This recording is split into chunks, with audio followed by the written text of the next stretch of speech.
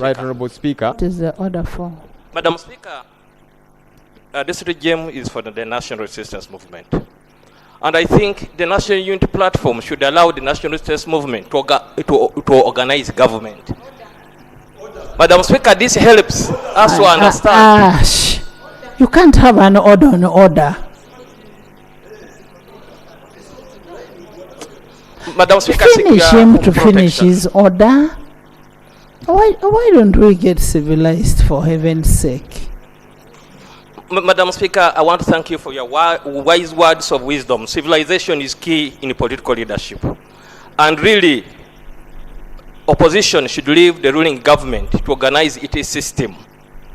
Because if we don't have a proper system running a country, we shall not have effective service delivery. I therefore don't know whether the leader of opposition is in order to bring such an issue when we have very many burning issues for this country. Thank you. Thank you. You know, if I'm to understand what the leader of opposition was saying, the leader of opposition prematurely was stopped. And I would actually request that we first understand what he says, what he wants to say. Then we make a pronouncement on that. If it is in line with what Honorable Macho is saying, I will still give a ruling to that effect. So let's first get here what the leader of opposition is saying. Thank you, Right Honorable Speaker. Honorable Speaker, it's important that we also keep educating ourselves about our roles. The role of the leader of the opposition is to keep the government in check. I just thought I should educate my colleague. Back to the issue I was raising, Right Honorable Speaker. Government has been pushing us to rationalize. The justification being to cut down on government expenditure. And like I was saying, that's a compelling argument. But while we are rationalizing to save taxpayers' money, to cut down on government expenditure, here then comes another huge government expenditure that we need to understand, because you cannot preach water and then drink wine. What do I mean? You cannot say, let's rationalize, let's cut down on government expenditure. In the same breath, you are bringing in new people within the system that have got to be paid by the taxpayer. What sense does it make, Right Honorable Speaker? What role are the assistant RDCs going to play that RDCs and deputy RDCs cannot play? We need to have a good understanding of that, Right Honorable Speaker. The Minister for the Presidency has said in her communication that the assistant RDCs are going to play 3 roles. Number 1 is to promote patriotism. Number 2 is to carry out mobilization. And number 3, to fight corruption. We need to be helped to understand whether now assistant RDCs are taking over the work of the Inspectorate of Government, because there seems to be a lot of duplication. Also, if you're saying they are meant to carry out mobilization, for what exactly? Is it mobilization for the NRM, mobilization for Parliament, mobilization for what exactly? This needs to be broken down. And finally, Right Honorable Speaker, when you read Section 70 of the Local Governments Act, it provides for the caliber of people that should be appointed RDC. That's the legal provision. But by extension, we can cascade that down to anybody occupying or within the office of the RDC.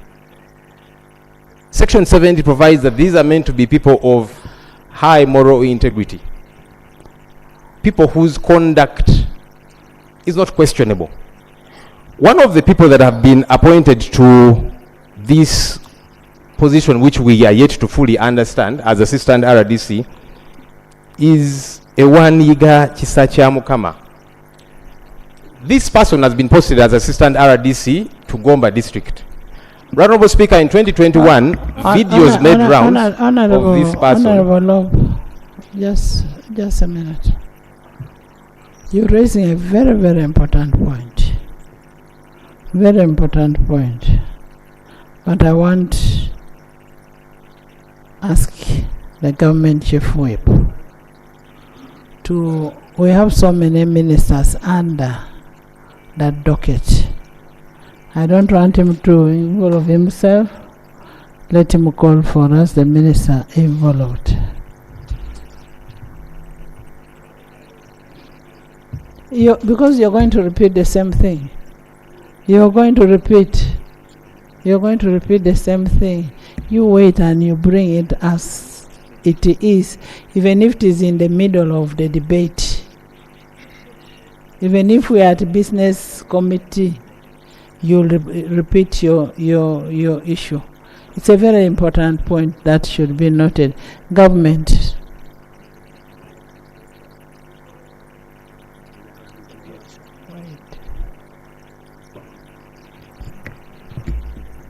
Right Honorable Speaker, I want to thank the Leader of Opposition for raising this matter where he is seeking clarity. And he states in clear terms that his role is to keep the government in check. But our role in government is also to sustain our stay through the support of the people of Uganda.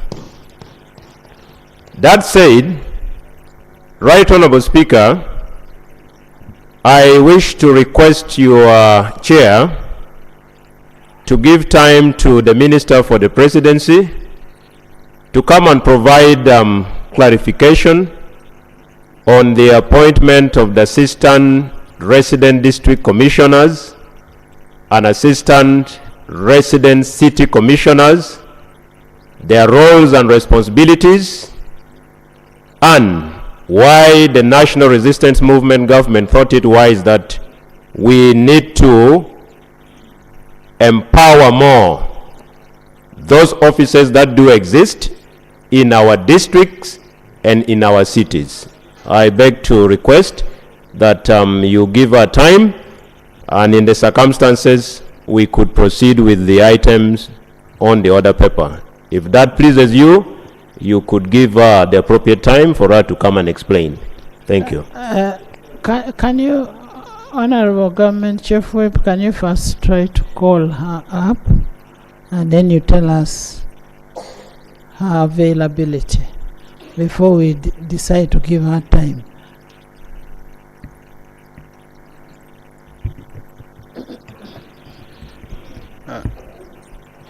Madam Speaker, I just wanted to make a comment on what the LOP has said, but also the House, to keep reflecting on this particular issue. When we sit as the House and approve the budget, approve these items, because I remember in this budget, we approved money for assistant RDCs. We approved it in the budget. And the minister has taken action. And then we come back, no, this financial year where we are, which is ending in June, yes, and then the government takes action. And then you come back as if you are not involved. You were involved in approving this position. Let's get a report to that effect, Honorable. Let's get to know if it is true that the money was approved, how much money was approved, and it still brings you to the caliber of the people that the Leader of Opposition is talking about. Do you bring in this kind of RDCs who just go on rampage, like the one of, I don't want to mention the name, do you bring in those kind of RDCs and that kind of thing? So let's get a paper to that effect. Get a paper to that effect. If we approved the money and the criteria and yes. Thank you, Honorable. Of course, I want to agree with the minister that I remember we approved the money. The major issue is, like any civil servants and public officers, they need serious scrutiny and to go through the process. Now, if you look through, even in the qualifications, there's no specific qualification for an RDC. And that, of course, leaves it hanging for anyone. Yes, I'm saying it's up to us now. It's part of what we should focus on, to develop some of those roles that govern the process of even appointing RDCs. You should be. Honorable members, yes. I have already made a ruling to that effect. Let's come with a paper to show that this amount of money was appropriated for recruitment of deputy RDCs, and this is the criteria and these are the requirements of a person. You cannot pick somebody just from nowhere to come and claim to be an RDC when a person has a bad track record. So these people, they must do a due diligence on that. Right, Honorable. So just to get guidance from you. Procedure matter first. Okay. Thank you, Right Honorable. Right Honorable, it's good that you have ruled we shall receive a report from the Minister, but we request that as the whip talks to the Minister to bring the report, already we have challenges with some of these other existing people because they need to go through the right channel. We have got these experiences like Anderson of Lubaga. Everybody has read what he has been writing and his arrogance and how he has handled. That shows the type of people that we have been having. Now, if we have been having the type of Anderson existing, the current that they have appointed, Right Honorable, the current ones, I have an example of one who didn't even go to school at all, but is also posing as the assistant. So this is where we are going. So we request that as the Minister comes with his report, let him also show us those people he's appointing and their qualifications. Honorable members, just finish up. I have made a ruling to that effect. Yeah, I just wanted you to guide further, right? For me, it's not about education, but the character of a person. Very important, right, Honorable, the character, because we can't have people who are occupying public offices, earning from the consolidated fund, they undress in public, hurl insults at people and traditional leaders like this eager person. It's unacceptable. Right, Honorable Speaker, if you could guide further, because you had asked the government chief. But I want to refer you to Article 203, Resident District Commissioner. There shall be each district a resident district commissioner who shall be appointed by the president. For a person to be appointed as a resident district commissioner, he or she shall be a citizen of Uganda and qualified to be a member of parliament, an equivalent of a member of parliament, and that is merely just S6. The functions of a resident commissioner are, you'll see from there. But what is paramount is that you should qualify to be a member of parliament. Thank you, Right Honorable, for that pointer. So there is clear yardsticks, academically, character, morality, and all of that.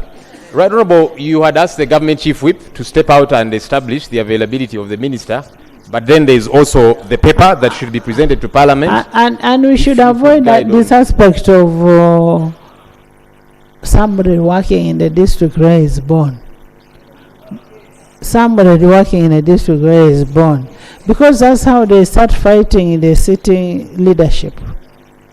Next item. I am going to get a paper to that effect, and we are going to scrutinize. Next item. Item 3. You know, I'm even losing my voice, Mukatulik. Madam Speaker, and agency, as the other minister comes, whether to be procedure okay, also to invite the Minister of Works here.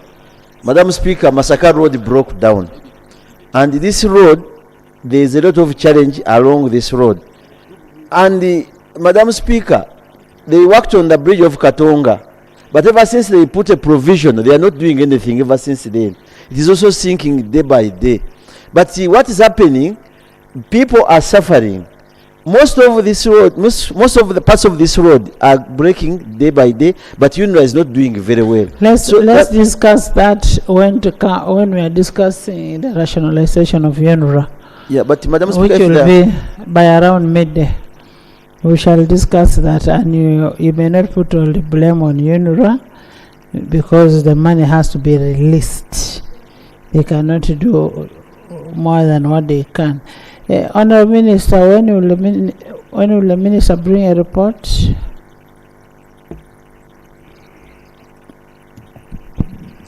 Right Honorable Speaker, the Minister for the Presidency has requested that the ministry be allotted space tomorrow on the order paper for them to come and brief Parliament on the appointment of the Assistant Resident District and City Commissioners. So the Ministry for Presidency will brief the House with your affirmation tomorrow.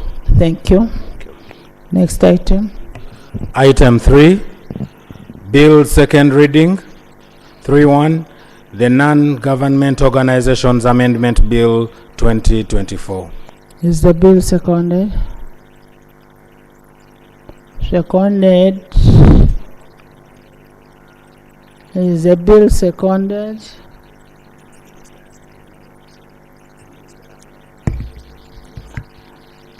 Okay, Minister, first move the bill, then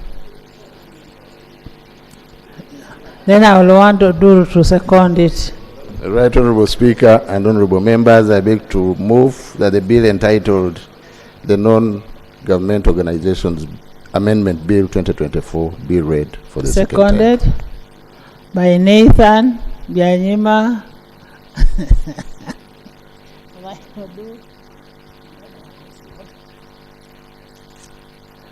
By Lutamaguzi, Aru, by the whole House. Please, would you speak to your motion? Right Honorable Speaker, the purpose of the bill is to rationalize government agencies and attendant expenditure, public expenditure, but in particular to mainstream the activities of the NGO Bureau into the Ministry for Internal Affairs. Honorable Chair, I am also informed that this bill has a minority report, so we'll hear a summary of both. Right Honorable Speaker, permit me to lay on table the minutes. The committee sat and processed the bill, and permit me, Right Honorable Speaker, to lay on table the minutes and the copy of the report. I beg to lay. Right Honorable Speaker, I am also duly informed that there is a minority report.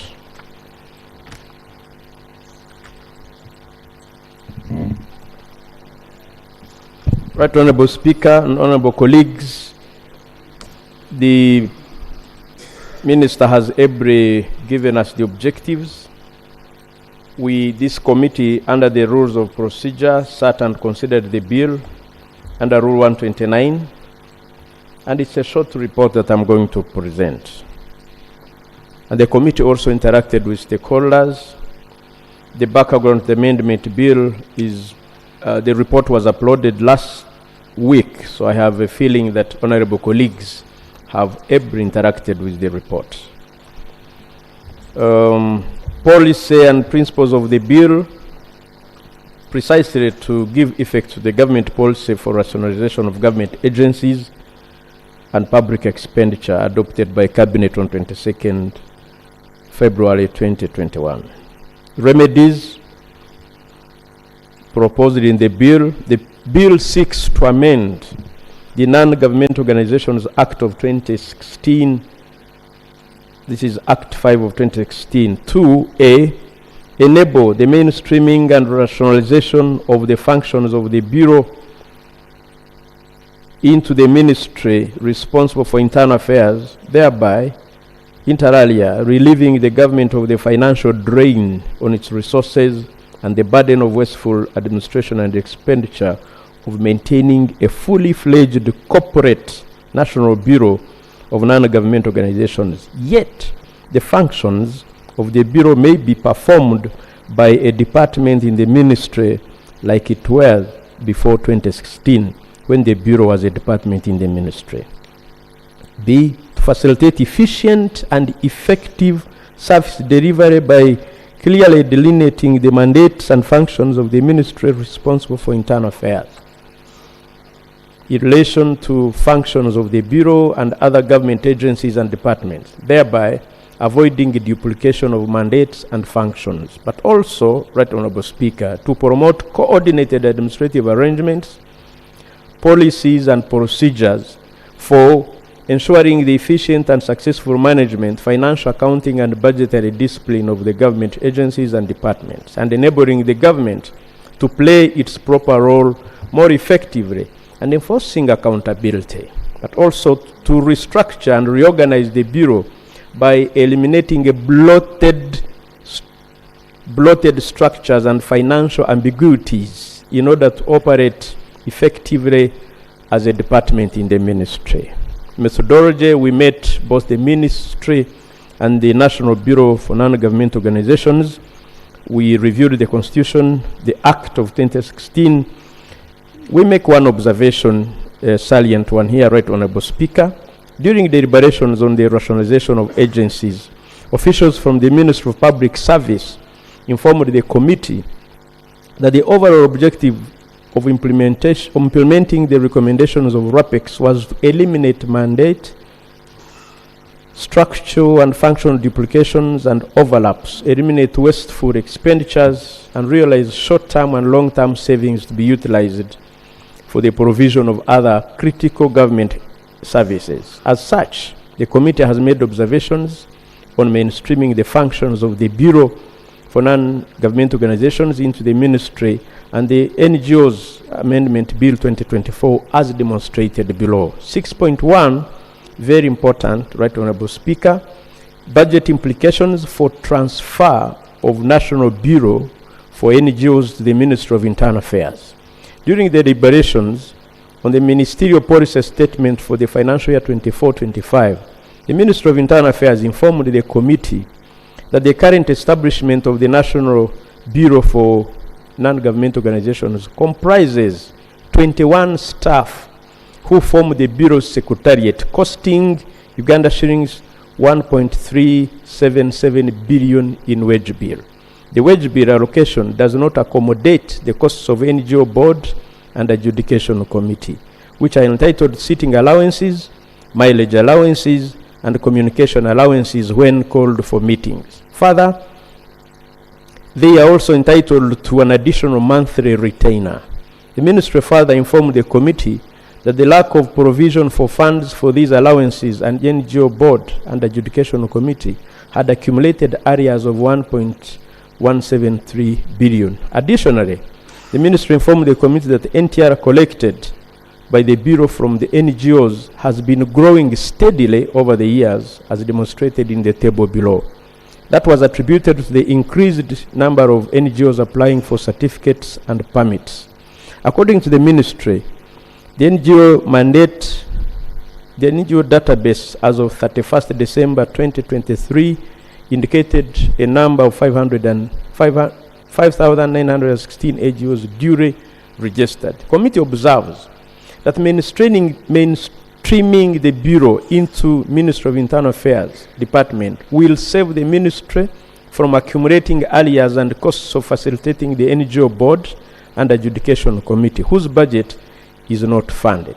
The NTR collected from the NGO registration will also be mainstreamed in the budget. Our recommendation, Right Honorable Speaker, is that the Bureau of NGOs be mainstreamed as a department in the Ministry of Internal Affairs.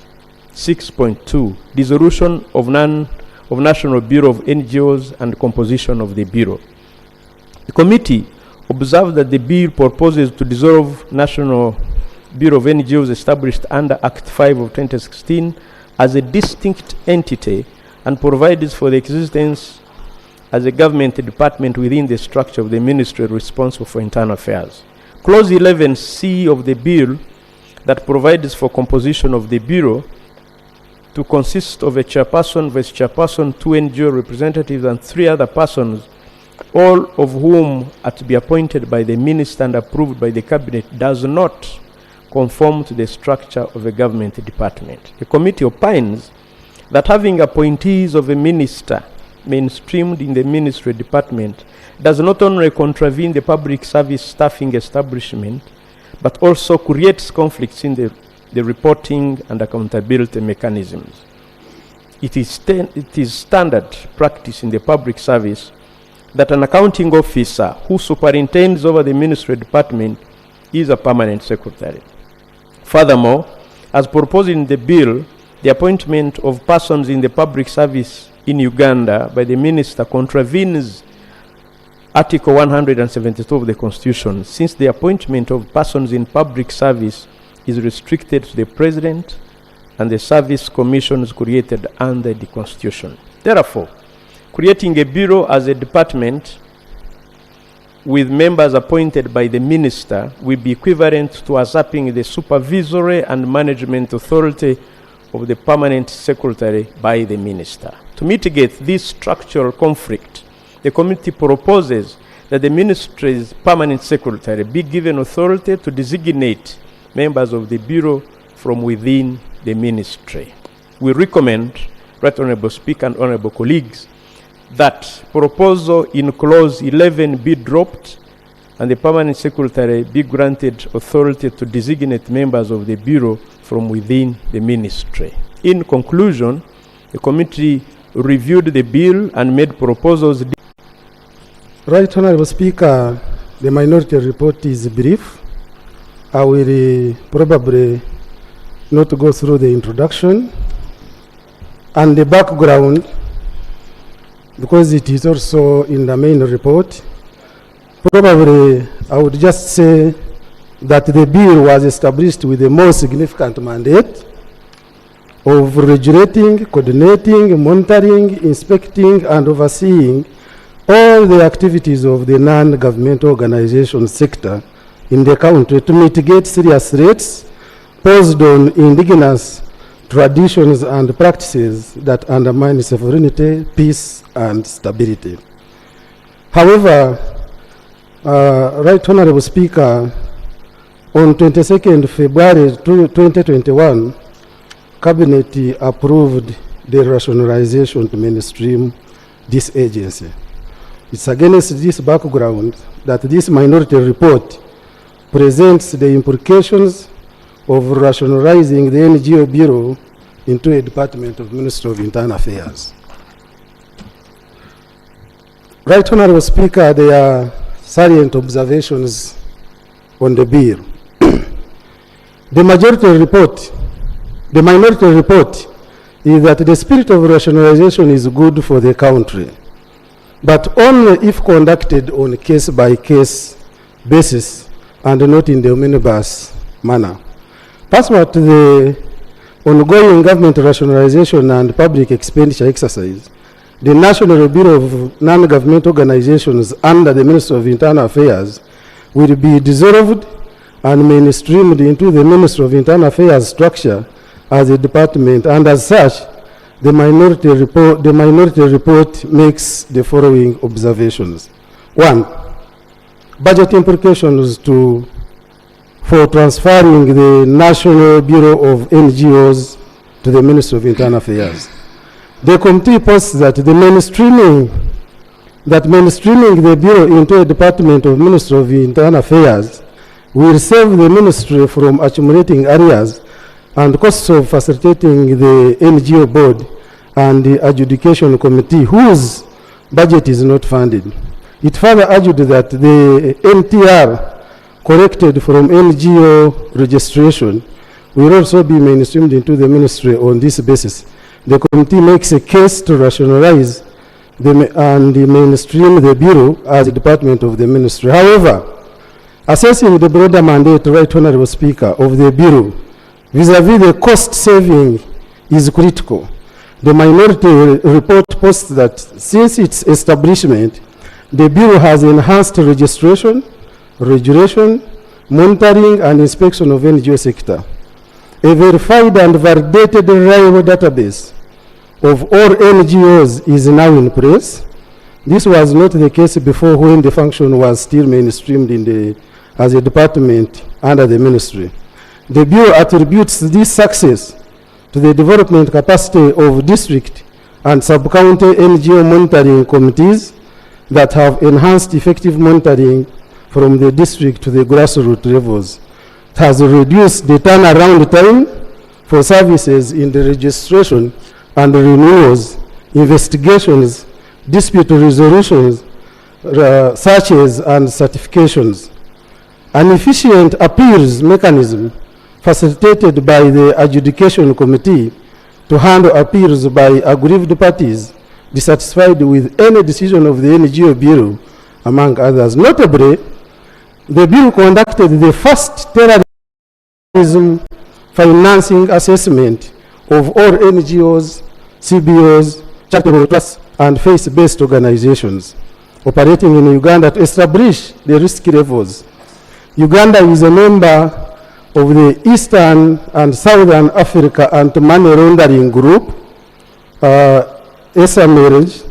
This regional body describes to the 40 recommendations of the Financial Action Task Force, an intergovernmental body that sets standards and promotes policies to protect the global financing system against money laundering, organized crimes, terrorism, and weapons of mass destruction. According to the Mutual Evaluation Report of 2016, concerns were raised about Uganda, especially on the NGO sector, vulnerability to terrorism financing, and its possibility of being abused as a conduit to channel funds for terrorism financing activities. It was established that there were deficiencies in the NGO laws on issues of countering money laundering and terrorism financing. Following the mutual evaluation, Uganda was put on the Finance Action Task Force grey list and was at a risk of being blacklisted. The implications include strict scrutiny of financial transactions originating from Uganda, which results in high transaction costs and delays in completing transactions, difficulty in accessing loans of international lenders, and exclusion from the Society for Worldwide Interbank Financing Telecommunication, all which negatively impacts on Uganda international trade. Right Honorable Speaker, Uganda addressed all these concerns, and among other concerns were underfunding of the Department of NGO Bill, because at that time the NGO Bill was getting only 340 million, and this Parliament enhanced it to 4.4 billion. Another reason, Right Honorable Speaker, that was advanced was lack of the regulator, which is the NGO Bill now. Right Honorable Speaker, following this Uganda addressed all these concerns, and just of recent, on 23rd day of February 2024, that's when it was removed from the grey list. Following this decision, the Financial Action Task Force demanded Uganda to remove NGOs from the accountable persons list which is under the second schedule, Section 1 of the Anti-Money Laundering Act. Therefore, the minority concerns is that if the NGO Bureau if the National Bureau for NGOs is dissolved, yet the NGOs are to be removed from the list of accountable persons. It is not going to be dissolved, it's going to be mainstreamed. But these are two different words. No, right? There is dissolution and mainstreaming. Right, and when you mainstream, it becomes a department in another, in the main ministry. So when you're talk about mainstreaming, not dissolution. Right, Honorable Speaker, here I'm talking about the board, because they are proposing that the bill is proposing that the board be dissolved, and this is the critical time when the international body is already demanding Uganda as a country to remove NGOs from the list of accountable persons, and there will be a high risk gap created that will undo all the positive contributions achieved by overseeing these NGOs' operations in Uganda. The minority would like to point out the certificate of financial implication. issued for NGO Amendment Bill 2024. It assumes that the 26 staff will be laid off, and it is only estimated at 2.7 billion for retrenchment costs. Severance packages will be borne by the government against the estimated savings, and they expected to save 4.4 billion, which is the entire budget for the NGO Bureau, including wage.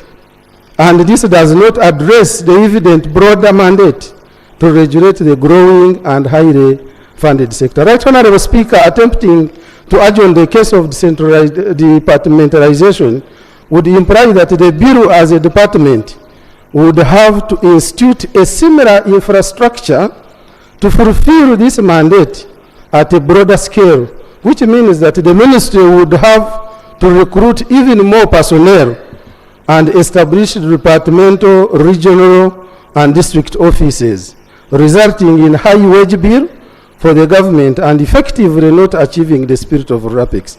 Also, having a department whose decision-making structure is subject to the high technical authority, which is preoccupied with several other critical issues as mandated by law, would create long lead time in decision-making, effective operations, and overseeing activities in NGO. Recommendation: the minority recommends that the current establishment of the NGO of National Bureau of NGOs be maintained, considering the vulnerability within the sector and the need to comply with international obligations. 3.2, dissolution of National Bureau of Non-Governmental Organizations and the composition of the Bureau. Right Honorable Speaker and members, the Bureau is the only regulator of this unique, fluid-sensitive and dynamic NGO sector, and its rationalization will weaken the capacity to oversee NGO operations in the country. The Bureau has aligned functions, structures, plans, and budgets, and there are no functional ambiguities, duplication, and overlap with any other government institution. This has streamlined legal and institutional frameworks and is accountable under the line ministry. The NGO is not a vote, it is only a subvention. Right Honorable Speaker, as such, there are no duplications whatsoever which any other government department or agency. Right Honorable Speaker, additionally, the right, as rightly put by the majority report, the NTR Remember, just hold on. I see these little angels going. Please hold on, hold on. Are those the students of Gertrude Academy? Gertrude Academy Primary School from Kagoma County, Jinja District. Are you the ones?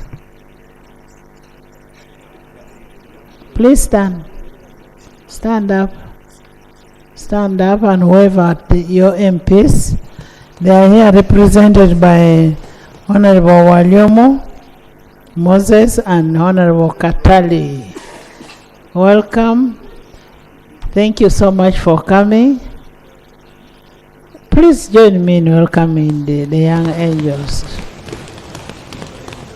So thank you so much. Have journey masses. Thank you so much, Right Honorable Speaker. Right Honorable Speaker, as rightly put by the majority report, the MTR collected by the Bureau from NGOs has been growing steadily. Can you summarize? Yeah, I'm summarizing, Right Honorable Speaker. Has been growing steadily, and before this entity was created, Right Honorable Speaker, the ministry was generating between 80 and 120 million. But since it was created in 2016, it has since grown from that rate of 146 in 2015 to up to 2 billion now.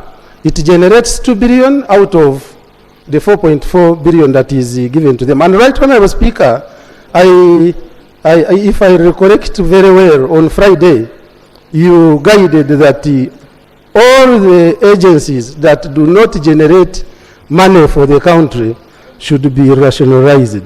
Right Honorable Speaker, as it has been demonstrated on table 1 of the main report, this has been attributed to the increased NGOs applying for NGO certificate and permits. It is also noteworthy that the increasing NGOs and community-based organizations registered to carry out different objectives have the uniqueness and ability to mobilize vast sums of money for these activities to complement efforts of government. Additionally, the NGOs and CBOs registered in Uganda, from the report of the NGO Bureau, it has been reported that it brings in the country a minimum of 4.5 trillion per financial year.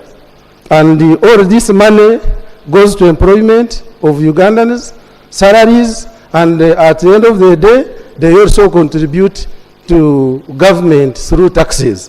Right Honorable Speaker, further information obtained from Uganda Registration Services Bureau indicates that most of the 31,339 entities incorporated in Uganda as companies limited by guarantee are non-profit organizations, which puts a significant burden to the government to strengthen the Bureau to effectively inspect, monitor, and track the activities of the entities, purpose to which the enormous sums of money are intended and established, whether these entities are non-existent, on ground, and simply operating illegally, obeying illicit. Additionally, most NGOs are heavily foreign funded, hence making them prey to embrace foreign interests into the sovereignty of the state, espionage, and foreign influence in the politics of developing humanitarian and social.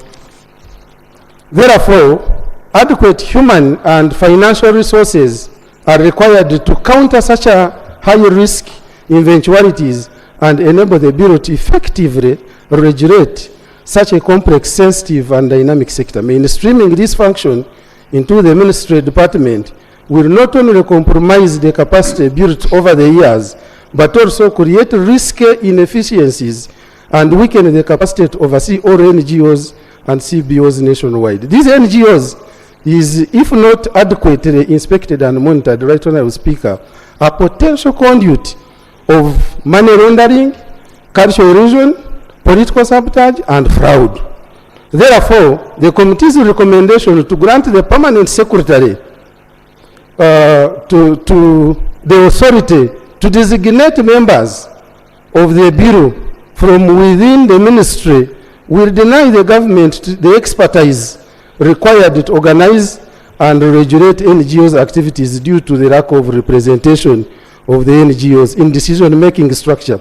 The representatives of the NGO sector provide insight into the organization and management of NGO activities, therefore setting up effective policies for effective management of NGO sector without insight of the players who can be accommodated through their representation on the board will cause governance inadequacies. Right Honorable Speaker, the board of the NGO now has a representation of the NGOs, and now they are proposing that it should be removed. That's a report, eh? Yes. Right Honorable Speaker, it is minority concern that mainstreaming the Bureau as a department will deny the country the unique specialized expertise required to oversee a rather complex and dynamic NGO sector. The current establishment provides a more robust hedge against the high risk associated with the growing NGO sector. The Bureau only requires strengthening and adequate funding, otherwise making it a department will subject its planning and budget to the priority needs of the ministry, which already has a broader mandate. Recommendation. Therefore, the minority recommends that the National Bureau for NGOs be excluded from rationalization, because mainstreaming it into the ministry as a department would jeopardize the already built capacity and potentially compromise the country's national security. In conclusion, Right Honorable Speaker, the committee reviewed the bill and made proposals deemed fit to achieve the set objectives of RAPEX. However, it is noteworthy that the National Development Plan outlines the civil society as the third sector in the country, with NGO constituting a significant part of achieving Vision 2040. The National Bureau of NGOs is the only regulator that needs to be fully empowered to make timely decisions and interventions in the affairs of NGOs in the country. Mainstreaming it into a department of the ministry will be counterproductive and contrary to the original position of government. Mainstreaming the NGO sector, whose activities are global and dynamic, this could result in as far-reaching political, financial, social, security, economic consequences on the well-being of Ugandans. Therefore, the minority report strongly calls upon Parliament to reject proposals of the Non-Governmental Organizations Amendment Bill in its entirety. Right Honorable Speaker, Honorable Katabaz has one additional point to add on our report, and we beg to report. Under which rule? No, I'm not using my powers. Members, if you are finished, can we debate now? Uzziah, Isaac, Peter, then Christian. Thank you, Right Honorable. Thank you, Right Honorable Speaker. Let's give 2 minutes each. We have a blotted order paper. Honorable Speaker. Switch on. I want to begin by thanking the mover of the minority report, as well as the chairperson of the committee. Right Honorable Speaker, the rationale for rationalizing these agencies is majorly cost saving and efficiency. Right Honorable Speaker, if you look at the two reports, both from the chairperson of the committee and the minority report, the one of the minority report has given us the multiplier effect of having the bill in existence by giving us statistics of 4.5 trillion that comes into the country as a result of efficiency of the bill. Right Honorable Speaker, how does it come into the country? Is it through these NGOs? Through the windows, not through the many doors.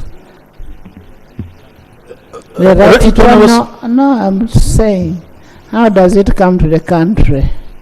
And I want you people to be very, very careful when you're talking about NGOs. NGOs. This is where money is being laundered into the country. This is how homosexuality money is coming into the country. This is how this money. I want you to be very, very careful when you're talking about this. Thank you, Right Honorable Speaker. Right Honorable Speaker. I am not debating. Right Honorable Speaker. In my constituency, I have a number of NGOs who are actually doing a good job. I have not actually come across any information regarding those that are supporting fun activities in my constituency. However, Right Honorable Speaker, I will agree with the majority report. That is by conceding, Right Honorable Speaker. Otherwise, honorable members, these reports that we are looking at are basically informative. Next, Yes, Cow. Thank you, Honorable Speaker. First of all, I want to thank the mover of the motion, and I want to support that the NGO should be, the bill should be mainstreamed. The question here is that it has been doing supplementary work for the government, and now it's coming in the mainstream of the ministry. I want to be very brief because when you come to the minority report, it mangles up the objectives and the purpose of the merger. Because when it talks of the budget implication and the financial inflows, it seems to be overlooking the mandate of the finance intelligence, the finance intelligence. We have financial intelligence tracking system in this country, which looks at all the inflows of the funds, and also to knows to look at the financial laundering, which can affect the national objectives. So to me, I think that the mainstreaming is very important, and also will improve on the national objectives of this country. When we allow the NGOs to operate separate from the state, then we'll find that the objectives of our nation, protection of our people, will be muddled through. So to me, I believe that the mainstreaming is very, very critical and should be allowed. Thank you, Peter. Peter? Thank you, Right Honorable Speaker. I want to give information to this House that the minority report rightly points out that 4.4 billion shillings was given to NGO for its activities. But I also want to inform this House that 3.4 billion was spent on rent, that the Bureau takes on the entire floor of... You're a member of the committee? Yes, so I want to give the information to the yes. That's why I'm giving the information. I'm not debating. I am only giving out the information. No, let him give the information. Second, thank you, Right Honorable Speaker. Secondly, Right Honorable Speaker, he's giving you I'm giving information to the House, for the House to make an informed position. Thank you, Right Honorable Speaker. Secondly, for he's Uganda, making a maiden speech. Right Honorable Speaker, secondly, you find that when this House did amend the Anti-Money Laundering Act and Anti-Terrorism Act, this is what helped Uganda to leave the grey list. So that's the information I wanted to provide. Sarah Asamani.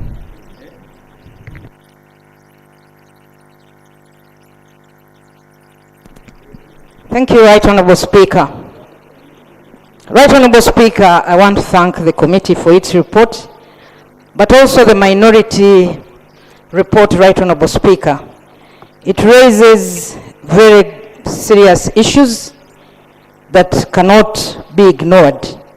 I'm aware, Right Honorable Speaker, of some of the NGOs that have been operating and doing things that are contrary to our own values and cultures here, but I believe that the police and other agencies have been dealing with those other NGOs. The NGOs, Right Honorable Speaker, employ quite a number of people in this country, but my concern, Right Honorable Speaker, is that there is dual registration. Most of the NGOs register with the NGO board, but also at the same time register with the Uganda Registration Services Bureau. And the certificate of financial implication that was issued, Right Honorable Speaker, does not actually tell us how much we are going to save. Because if you are going to mainstream this into a department, you are going to employ some people to continue handling this work of the NGOs.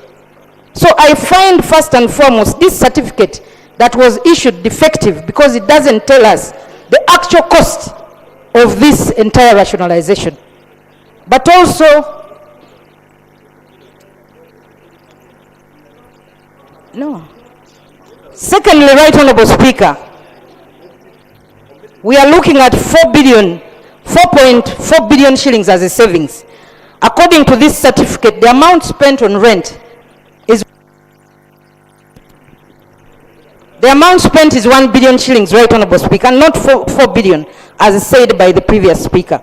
So I am just wondering, why don't we then allow Uganda Registration Services Bureau to handle this registration of NGOs, because actually the NGOs do file returns with the Uganda Registration Services Is Bureau. that what is proposed in the bill? It's is not that there. in the original bill? Do we have powers to make amendment on the floor? Yes. On the case of Sarah. I thought you're more senior than all of us here. Honorable Christine. Thank you, Right Honorable Speaker. Right Honorable Speaker, I'm supporting the minority bill. Right Honorable Speaker, report. Right Honorable Speaker, we are battling with the issue of timely inspection. When you look at NGOs that have annoyed us, that bring in funny money, it will be very difficult for timely inspection of their activities and also timely inspection of fake monies to them. Right Honorable Speaker, look at the NGOs, non-government organizations. We would be strengthening them while taking them away and ensuring that they maintain their watchdog function.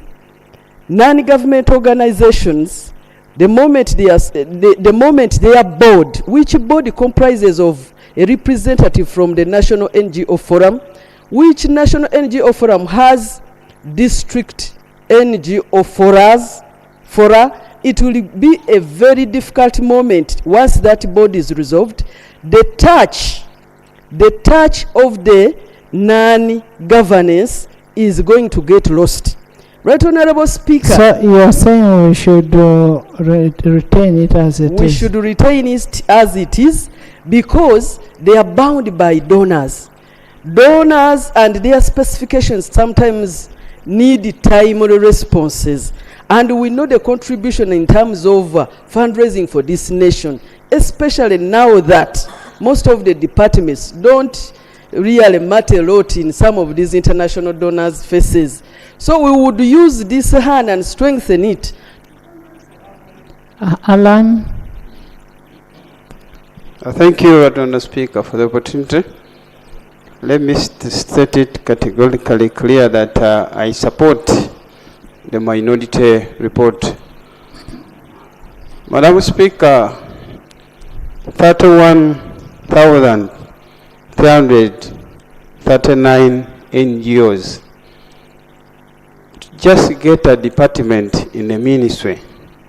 The department can't monitor these NGOs thoroughly well. How many? 31,333 NGOs. And out of those 31, if there are 31, we need to review that number and look at which NGO does what, where, and when. So, Madam Speaker, just a department in the ministry, it is clear you can see that the department can't monitor these NGOs. I therefore support that the entity should remain, should not be mainstreamed. And lastly, when you look at the 4.5 trillion annual remitted to the consolidated, this is a huge amount of money. Therefore, I support the minority report that this entity should not be mainstreamed. Thank you. Thank you, Asmani. Asman. Right Honourable Speaker, you had given me opportunity earlier, but I think you had forgotten. Right Honourable Speaker, I want to support the majority view, the report of the committee by the chairperson. I'm not so sure whether we have many experiences dealing with the NGO board. Right Honourable Speaker, when you look at the arguments being put here, I want colleagues who have dealt with the NGO board to provide information. The NGO Bureau. There are about 3 fundamental challenges we are facing. Number 1, excessive bureaucracy. Right Honourable Speaker, getting information or renewal of licenses from the NGO Bureau is extremely difficult. I am not so sure whether the argument that you see going to the, so the fact that even basic things are being a challenge in that bureau, I don't think its stay is still justified. Number 2, Right Honourable Speaker, there has been the argument that you see, the financial argument. But you see, the financial argument has been made across. First, correct. Which report are you supporting? Right Honourable Speaker, Right Honourable Speaker, because what you're speaking is in favor of the main report. Majority report. No, exactly. But you're saying you're supporting the minority report. No. I was very clear, Right Honourable Speaker. And you know I am sober. I was very clear. I support.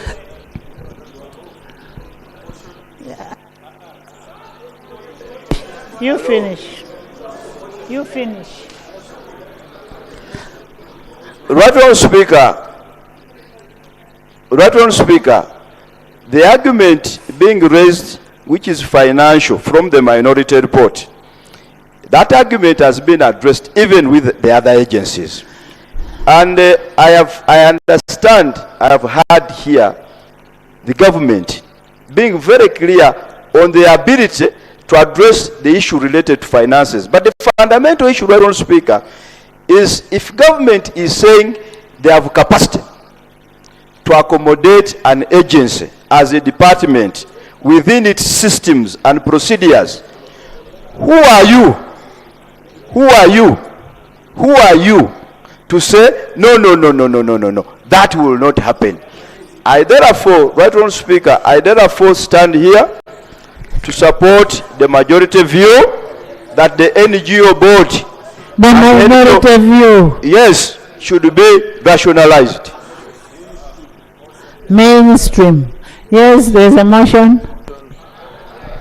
Thank you, Madam Speaker. I move under Rule 81 that the question now be put, because we have to make a decision as a committee. Honestly, we have the same arguments. So the best is that we put the question be put and we decide by a vote. Thank you so much, Madam Speaker. Thank you. Seconded by Peter, by Singiro, Isaac, Madam Speaker, some of us want to bring our experience. Manuel, by Olanya, by the whole front bench, by General. Congratulations, General, for becoming a presidential advisor. Yes. By Hanifa. Honorable, you will vote to the question. You know what we have always done. We vote to the question. If you don't want it, I put a question that the non-governmental organization Amendment Bill 2024 be read for the second time. Those in favor say on the control day. The ayes have it. The Non-Governmental Organizations Amendment Bill 2024. Bills Committee State.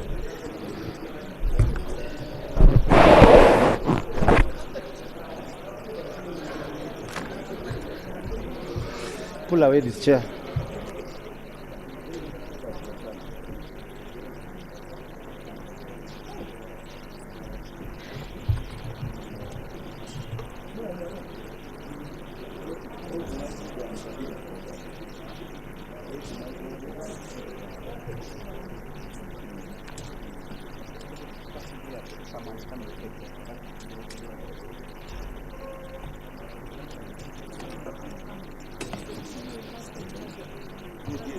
New clause. Chair.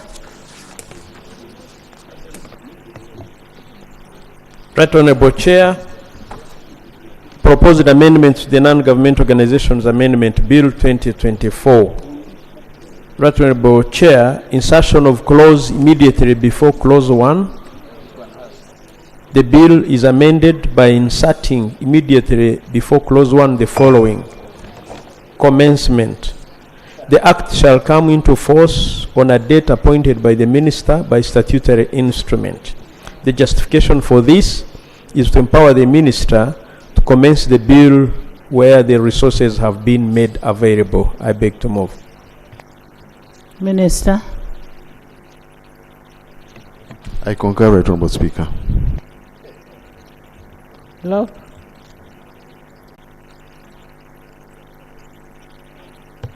This particular one is not controversial, Right Honorable. I put a question that the proposed new clause stands part of the bill. Those in favor say on the contrary, nay. The ayes have it. Clause 1. Clause 1, I put a question that clause 1 stands part of the bill. Those in favor say on the contrary, nay. The ayes have it. Clause 2. I put a question that clause 2 stands part of the bill. Yes, Jana? Madam Chair, I just want to point out the contradiction in the drafting languages and the choice by the Legislative Council. In clause 2, it is about the objective, and it reads among others, the main objective of this act is to give effect to the government policy on rationalization. But this is not a standalone act. This is a bill amending an existing act. In the existing act, the principal act, we have section 4, which talks about the objects of this act. Now, once we pass this standalone objective, how do you then make them stand as one law? It's like you're having two acts within an act. An act with an objective to rationalize, but when you go to section 4 of the main act, you again have the objectives also listed there. That's why my proposal initially was that this clause 2 should be amending section 4 of the principal act, so that then you can merge the two. The correct way should have been like that, that this clause 2 in the bill should be amending clause 4 of the principal act. But the confusion is too much to be even sorted. Actually, the objective should have been on the principles of the bill, what is quoted here. So kindly redraft for me too, when we remove this to the objective. We actually don't need to redraft 2. 2 should actually now be deleted. Or if it pleases, should go to preliminaries, because you cannot have 2.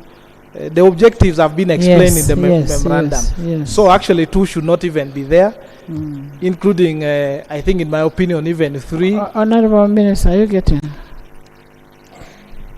That 2, what is quoted in 2 is already in the objective of the bill. So it is repeated here. And then 3, where is 3? The purpose of the bill also the same. So it is already covered. So having it here is repetitive. I agree entirely. It is on drafting. With what he said, only that with a slight proposal that only to the extent that it doesn't invoke the provisions of the Bureau as it was. So we can adjust. But I agree that this one, the one we have in the bill is mostly general to the exercise of RAPEX, and we had forgotten to put. But I think there is also a problem with the drafting, the persons drafting these laws.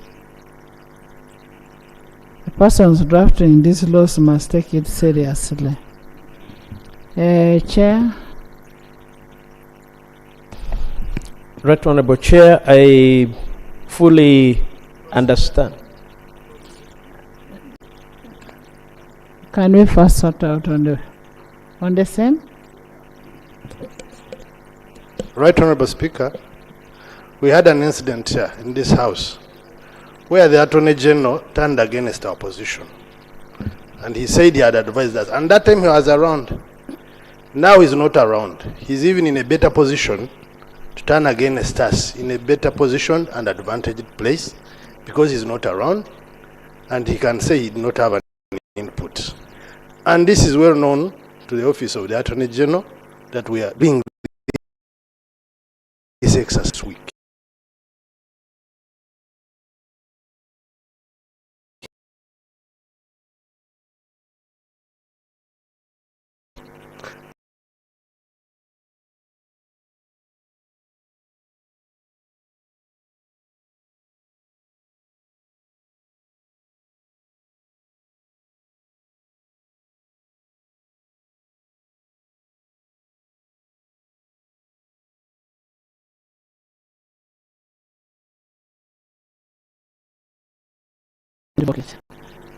Yes.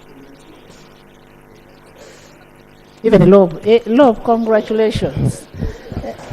Honorable members, our Loeb graduated the other day, and it is not an easy thing. That is like a panas. Congratulations, Loeb. Thank you. Yes. Honorable Speaker, the Supreme Court has actually said the advice of the Attorney General on Parliament is not binding. It's actually advisory but not binding. So if they choose not to be around for reasons known to them, it's okay. We will proceed. The envelope is a lawyer. This front bench here is consisted of lawyers. We will proceed, right on. So you have guided well, right on, Speaker. Even the chair. By the way, the chair of the committee has a first class in law. Yes. So we are proceeding well. Honorable member, are you okay with the deletion? The minister, are you okay with the deletion? I pronounce I'm okay with the amendment proposed. Thank you. By Honorable Dur. I concur with the I put a question that clause 2 be deleted as proposed by Honorable Dur. Those in favor say and the contrary nay. Those in favor say and the contrary nay. The ayes have it. Clause 3. Clause 3, same. Clause 3, Right Honorable Chair. It's the same. Purpose of the amendment of the Act 5 of 2016. Clause 3 is amended in subclause 2 by deleting the following words, Board of Directors of the justification for this, Chair and Honorable colleagues, is to remove the reference to the Board of Directors since it's not a distinct legal entity. I beg propose. Jonah?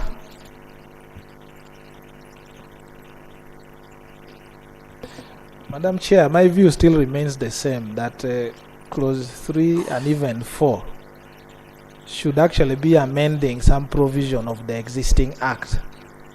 In the absence of that clarity, they become redundant or will cause more confusion. Because as if this is going to be a standalone piece of legislation. Honorable Chair, when you look at it, the purpose of this amendment of the Non-Governmental Act 2016, Act 5 of 2016, is to mainstream the functions of the National Bureau. Now, the subsequent amendments, clauses, talk about the mainstreaming. So why Honorable Dur is saying that we deleted this? We are removing the National Bureau and we go on the mainstreaming. So that deletion is okay.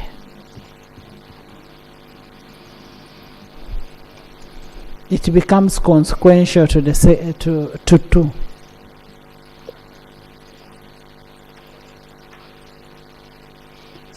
Because when you look at 4, it will look at the dissolution of the National Bureau. Can you act fast? It's not only your bill we are looking at. Thank you, Chair. I find no offense in accepting to the proposed amendment, so that we have a free-flowing law that has no ambiguities and calls for further interpretation. I therefore... Thank you. Minister?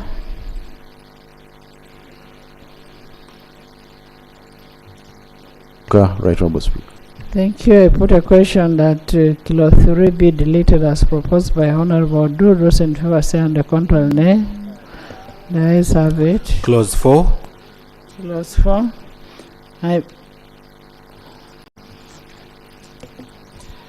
On clause 4, Madam Chair, the chairperson, the committee had proposed insertion of a new clause, which is on commencement.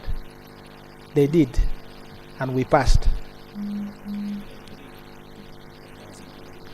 That was in the theory. Yes. Which is deleted. No. If I had the chairperson, he moved an amendment that this act would take effect on a date to be a new clause. That's what I'm saying. So I wanted to propose that these two sub-clauses are also on commencement. So they be merged with the new insertion by the chairperson, proposed by the chairperson. I wanted to propose that these two sub-clauses on dissolution, because when you see them, they are on commencement, that on commencement of this act. And the new insertion was also on commencement. So these two be transferred under the new insertion. So that A reads what the chairperson, the committee proposed, then B, what the one here now becomes B or 2, and then the 2 here becomes C or 3 with the other new clause.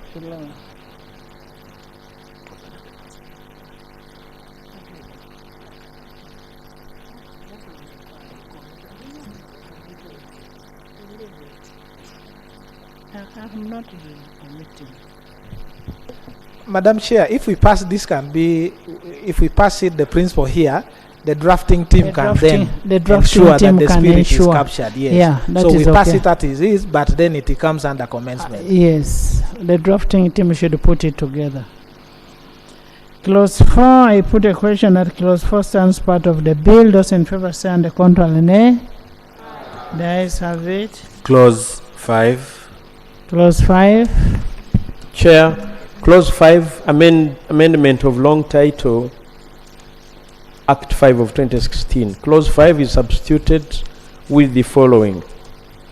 5. Amendment of long title to Act 5 of 2016.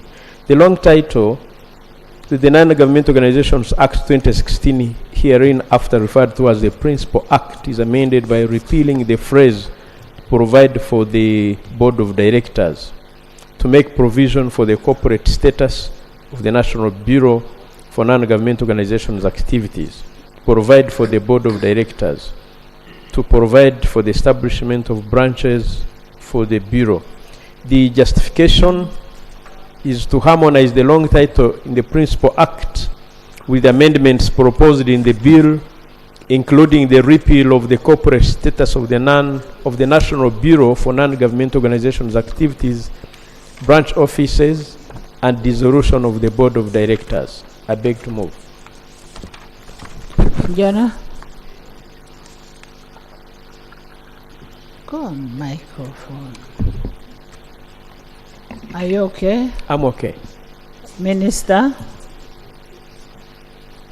I'm okay, Right Honorable. Jonah also on the phone, on mic.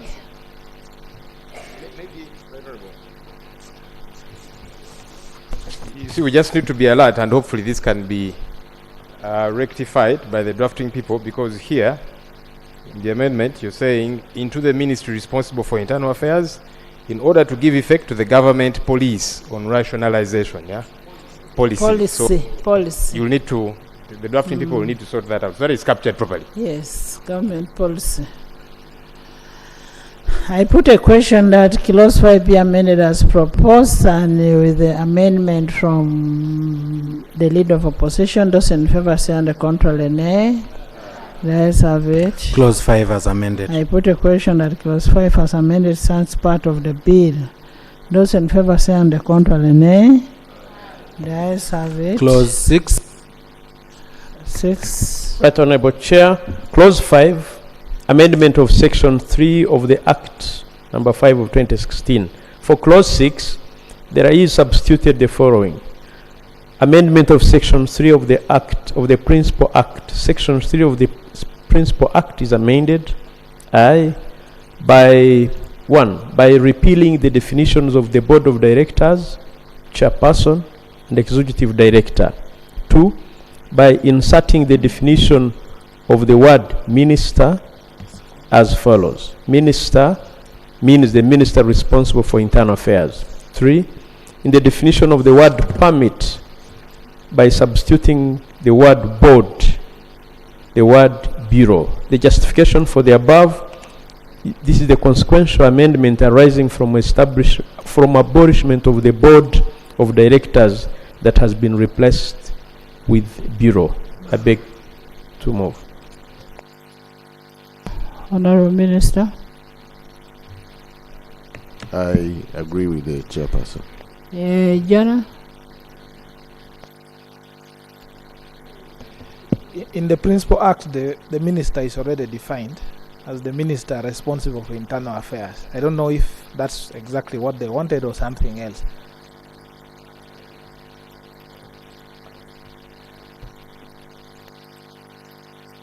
Thank you. I put a question that clause 6 be amended as proposed. Those in favor say under contrary nay. The ayes have it. Clause 6 as amended. I put a question that clause 6 as amended stands part of the bill. Those in favor say under contrary nay. The ayes have it. Clause 7. I put a question that clause 7 stands part of the bill. Those in favor say under contrary nay. The ayes have it. Clause 8.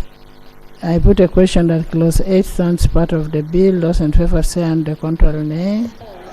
The ayes have it. Clause 9. Chair. Right Honorable Chair, Clause 9, amendment of Section 8 of the Act number 5 of 2016. For Clause 9, there is substituted the following. Repeal of Section 8 of the Principal Act. Section 8 of the Principal Act is repealed. The justification for this, the Bureau is a part of the ministry, and there is no need to have a common seal of the Bureau, since the Bureau is no longer a distinct legal entity. I beg to move. Minister. I agree, Right Honourable Speaker. Jonah.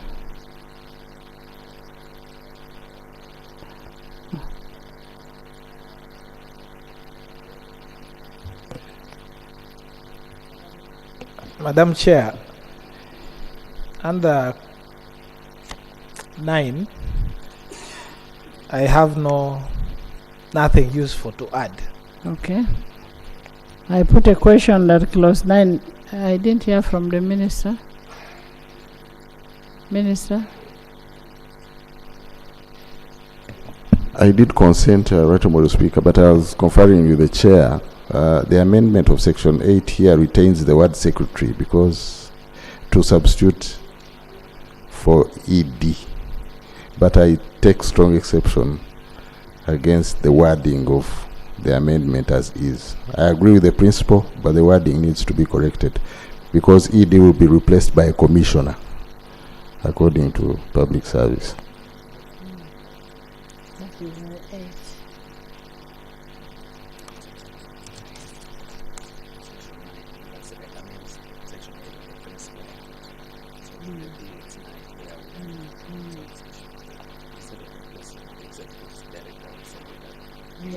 Commissioner. Yes. As a secretary, as AD. Okay, now let it be a commissioner. Yes.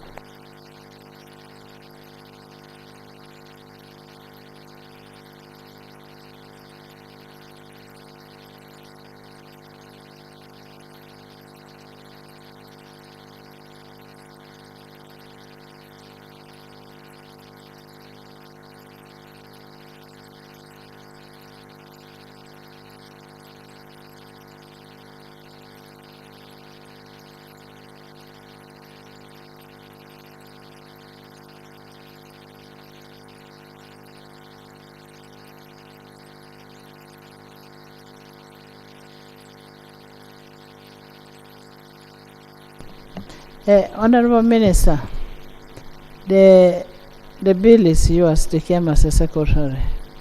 So you can designate. There's no problem. You can designate administratively as a commissioner. I put a question that clause 9 as amended stands be amended as proposed. Those in favor say aye, to the contrary nay. The ayes have it. Clause 9 as amended. I put a question that clause 9 as amended stands part of the bill. Those in favor say aye, and the contrary nay. The ayes have it. Clause 10. Clause 10. I put a question that clause 10 stands part of the bill. Those in favor say aye, and the contrary nay. The ayes have it. Clause 11. Chair. Right Honorable Chair, Clause 11, amendment of Section 9 of the Principal Act. For Clause 11, there is substituted the following. Substitution of Section 9 of the Principal Act. The Principal Act is amended by substituting for Clause 9, for Section 9, I beg your pardon, the following. Composition of Bureau. Members of the Bureau shall be designated by the Permanent Secretary of the Ministry from among the public officers in the Ministry. Justification: the appointment of persons in public service of Uganda by the Minister, as proposed in the bill, contravenes Article 172 of the Constitution, since the appointment of persons in public service is restricted to the President and service commissions created under this Constitution. I beg to move.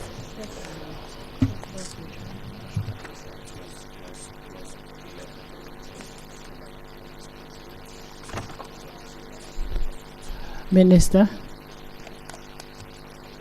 I concur, Right Honorable Speaker. Jana. Madam Chair, I beg to disagree because these are not strictly public servants in my understanding. This is an ad hoc team that is assembled together to help the minister exercise oversight over the NGOs. And when they are required, they will be asked to come and sit, because as you see, there are already 2 representatives from the non-government organization sector that are going to sit on it, and 3 other persons that may come from out. So my understanding is that this is not strictly an appointment or recruitment into government service. This is yes, to help the minister exercise the function. For example, if there are complaints, they sit, they recommend. It's not like full-time employment. Let me put it like that. I don't know if it. That is true.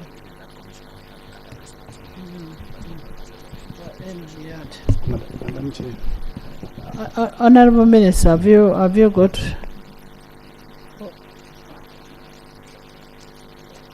I get the logic of the Honorable Dul, because of the composition comprises also members of representatives from the NGO forum, and to that extent, qualifying it to public service may be problematic. So we can leave out public servants and just say designated by the PS. We leave the bill the way it is. Yes. We leave. That is 11. I put a question that clause 11 stands part of the bill. Those in favor say and the contrary nay. The ayes have it. Clause 12. Clause 12. Right Honorable Chair, Clause 12 deals with amendment of Section 10 of the Principal Act. For Clause 12, substituted the following: repeal of Section 10 of the Principal Act. Section 10 of the Principal Act is repealed. The justification for that is that the tenure of office of the members of the Bureau is provided under the instruments of the appointment, since they are public officers, and the Bureau is a government department under the ministry. I beg to propose.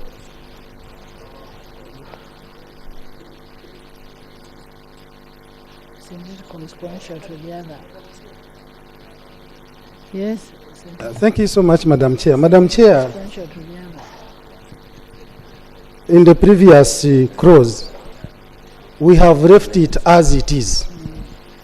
And this particular clause, It is consequential. it is consequential, therefore it remains because it's now the committee. Honorable Minister, this clause is consequential to the one we have just passed, 11. It remains as it is in the bill. I agree, Right Honourable Speaker. AG?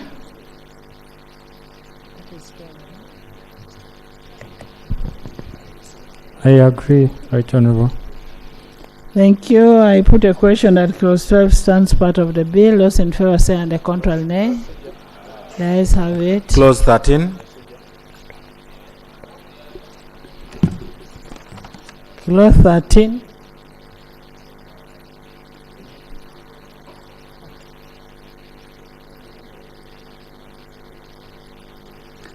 Clause 13.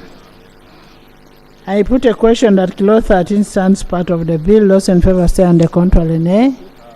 The ayes have it. Clause 14. Chair. Right Honorable Chair, Clause 14, it's amendment of Section 12 of the Principal Act. Clause 14, there is substituted the following: repeal of Section 12 of the Principal Act. Section 12 of the Principal Act is repealed. And the justification we are putting across is that the Bureau shall conduct meetings in accordance with the manner in which the meetings are conducted in the ministry. I beg to propose. That is consequential to 11, so it doesn't need to change.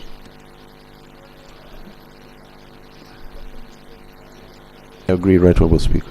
AG?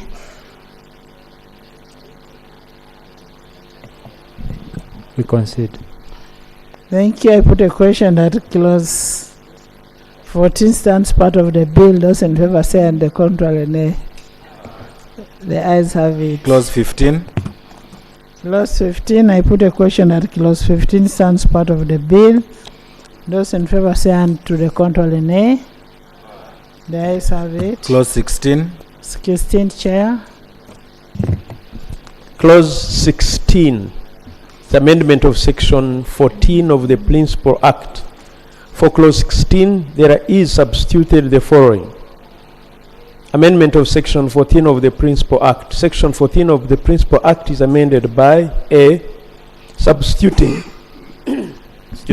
substituting for the word Board of Directors, wherever the word appears in the provision, the word Bureau, and B, inserting immediately after subsection 2 the following: 2A, the Bureau may co-opt any person who, in the opinion of the Bureau, has expert knowledge concerning the functions of the Bureau to attend and take part in the proceedings of the Bureau. 2B, a person co-opted under subsection 2A may take part in any discussion at the meeting of the Bureau on which his or her advice is required, but shall not have any right to vote at that meeting. The justification we are putting across, Right Honourable Chair and Honourable colleagues, is to empower the Bureau to co-opt any person with expert knowledge to support the Bureau in its functions. I beg to submit. Thank you. Madam Chair, when doesn't it have a cost implication?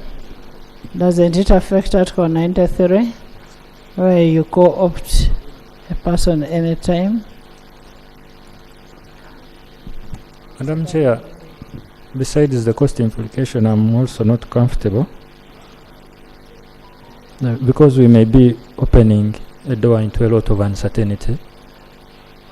The person you co-opt, is he a government official or a civil servant or an expert per se? I think we would leave room for abuse. In that way, I would propose that we leave this. The proposed amendment should be left out. Jana? Madam Chair, we have already allowed the committee, and the committee in the bill that was presented has membership, and membership has the representation of the NGO. Therefore, the committee remains as it is. Now, here, this is where they were proposing that the permanent secretary should appoint the technical staff and co-opt any other 2 members. But this one, it is okay, because when you refer to the Principal Act, the powers to co-opt is by the board. When you look at section 11 2C, 11.2, the members of the Bureau shall be appointed by the Minister and approved by Cabinet, and shall consist of 1, the chairperson, vice chairperson, 2 representatives from the non-government organization sector in Uganda, and any other 3. Any other 3 can be the experts in that particular area. Yes. And that settles the other question of. Yes, Madam Chair, for me, I would persuade the chair to drop the amendment, because under paragraph 5 of the schedule 2, regarding the meetings of the board, that will now be replaced with the wording meetings of the Bureau. Under paragraph 5.2, it says power to co-opt. So in the schedule, there is already that power to co-opt. So when the board is sitting, and maybe when the Bureau is sitting, and maybe the organization that has applied is in the area of, say, oil and gas, then they can invite a person with expertise in oil and gas to come and sit. So paragraph 5.2 of the schedule takes care of his proposal. Thank you. Minister? No harm, Right Honourable Speaker. Thank you. I put a question that Clause 16 stands part of the bill. Those in favor say and the contrary nay. The ayes have it. Clause 17. I put a question that Clause 17 stands part of the bill. Those in favor say and the contrary nay. The ayes have it. Clause 18. I put a question that Clause 18 stands part of the bill. Those in favor say and the contrary nay. The ayes have it. Clause 19. I put a question that Clause 19 stands part of the bill. Those in favor say and the contrary nay. The ayes have it. Clause 20. Chair. Right Honourable Chair, Clause 20 deals with substitution of Section 16 of the Principal Act. Clause 20 is amended in the proposed Section 16(1) by substituting for the proposed subsection 1 the following: Bureau shall have a secretariat headed by the permanent secretary or any other person nominated by the permanent secretary from within the ministry. 2, by deleting the proposed subsection 2, 3, and 4. The justification we are putting across: 1, to designate the permanent secretary of the ministry as the permanent secretary of the Bureau. 2, the proposed designated of the functions of the permanent secretary of the Bureau is the administrative functions ordinarily carried out by the permanent secretary of the ministry. I also propose to insert a new clause immediately after clause 24. Okay, after 24, the bill is amended by inserting immediately after clause 24 the following. That's a No, that's it. First we deal with that. I beg to report. But when you look at your justification to designate the permanent secretary of the Ministry of Works as a permanent secretary for the Bureau, the permanent secretary should be the one appointing a commissioner responsible as a secretary. So you're now making a permanent secretary to be responsible, which is wrong. And that is premised on Section 11. Right Honourable Speaker, he specifically said or a person designated so by the PS. To designate the permanent secretary of the ministry as a permanent secretary of the bureau. I'm reading from his text, not from what he said. The proposed designation of the function of the permanent secretary of the bureau is an administrative function ordinarily carried out by the permanent secretary of the ministry. Yes. Madam Chair, again, the same bill proposes that the bureau be headed by the secretary. The same. And now why do we say the permanent secretary? So I propose that we leave him a secretary. We leave him a secretary as it is in the bill. Yes. Right, Honourable Speaker, the purpose of this bill is to avoid bureaucratization, because as is, it was like replicating the bureau into the ministry with all that paraphernalia of stuff. So what we are saying is that it is a department run by the PS, yes, and by staff of the ministry. Yes. So that is what the original bill says, not the amendment. What? Beg your pardon? The amendment is creating another layer, but PS, secretary, but if you took the original bill, what the original bill wants, then you'd achieve what you want. Thank you. The original bill actually made a provision for a secretary. Yes. Now we thought that was actually a contradiction. You are mainstreaming and then you are creating another layer. In our amendments to the bill, we are giving powers to the permanent secretary so that there is no other layer of authority, either at the same level or above him. That is the essence of our amendment. Madam Chair, I just want to reiterate what the chair of the committee has said. The proposed amendment is not dealing away with the position of the secretary. It is simply disempowering the secretary and giving the powers to the permanent secretary. The powers of the permanent secretary, besides his role as PS in the ministry, will include the day-to-day running of the bureau, the management of the funds of the bureau, administration and management of the property of the bureau, and others listed up to I. So you're okay with that, Minister, with the amendment? I'm perfectly okay with it. Right, Jonah?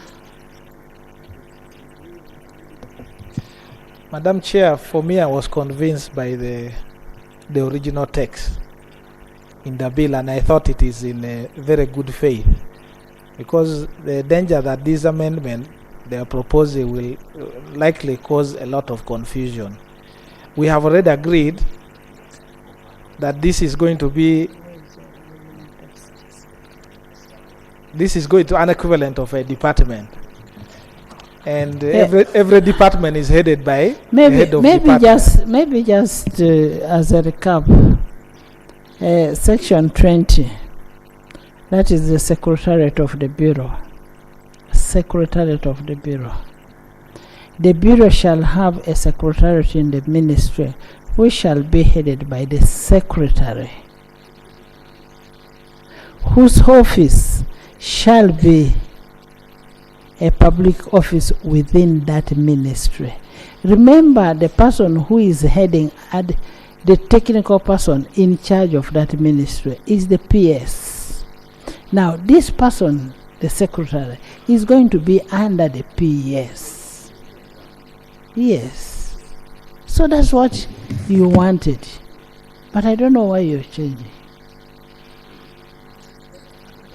Which is better? It is just like a clerk of parliament is the technical head of the institution, All these people work under him. When you start calling him a clerk, it is the other clerk you're calling. He's working for and on behalf.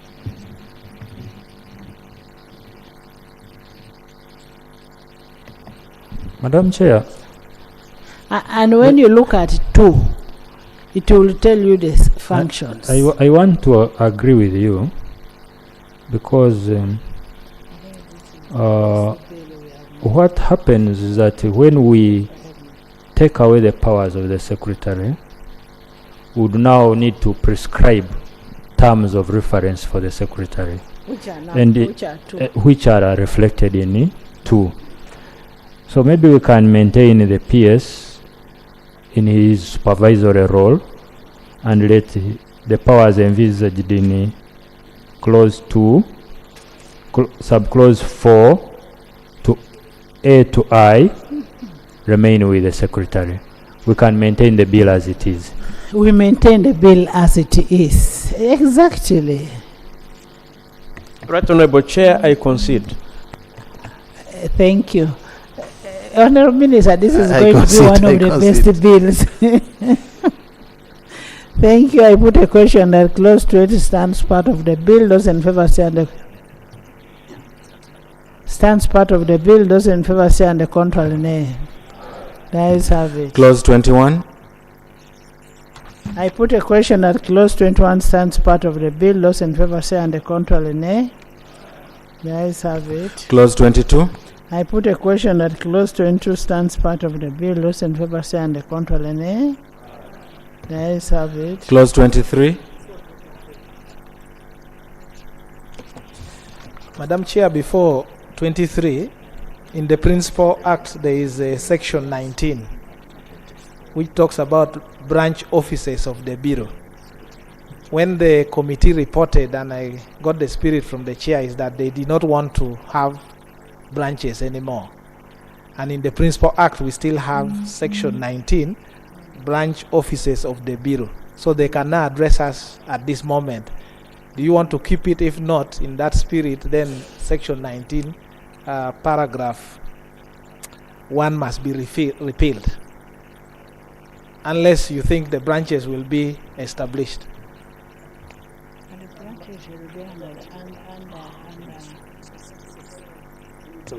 Madam Chair, further to that, these district branches are the ones that deal with the registration, monitoring and inspection of these NGOs in the districts. The community-based organizations. Therefore, it is very paramount that this clause be maintained and we have branches in the districts. That is okay, just like the passport offices have branches. The branches will be retained, Right Honourable Speaker. Thank you.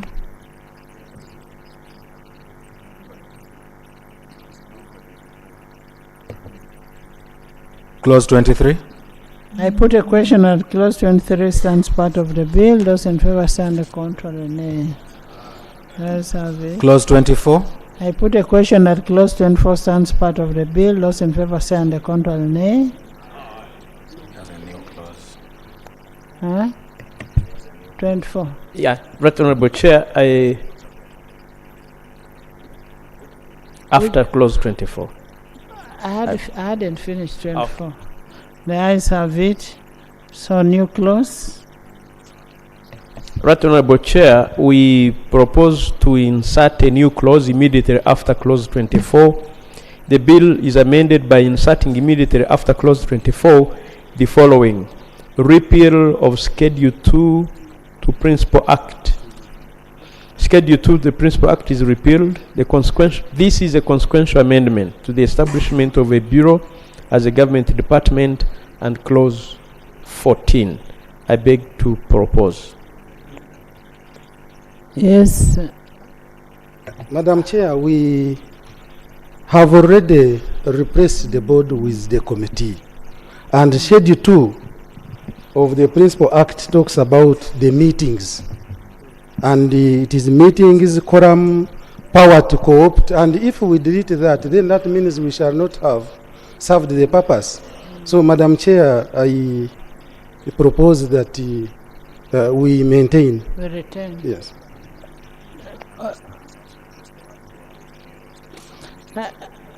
Unless you want to replace the word board with the bureau. Yes. In the schedule.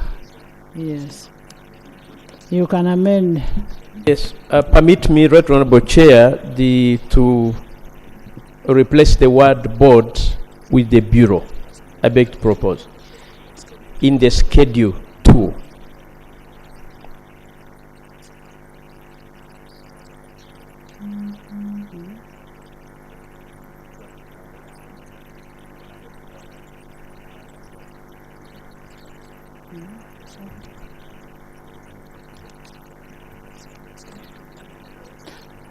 Honourable members, I put a question that Schedule 2 be amended as proposed by the chair. Those in favour say and the contrary nay. The ayes have it. Schedule 2 as amended. I put a question that Schedule 2 as amended stands part of the bill. Those in favour say and the contrary nay. The ayes have it. Title. I put a question that the title stands part of the bill. Those in favour say and the contrary nay. The ayes have it.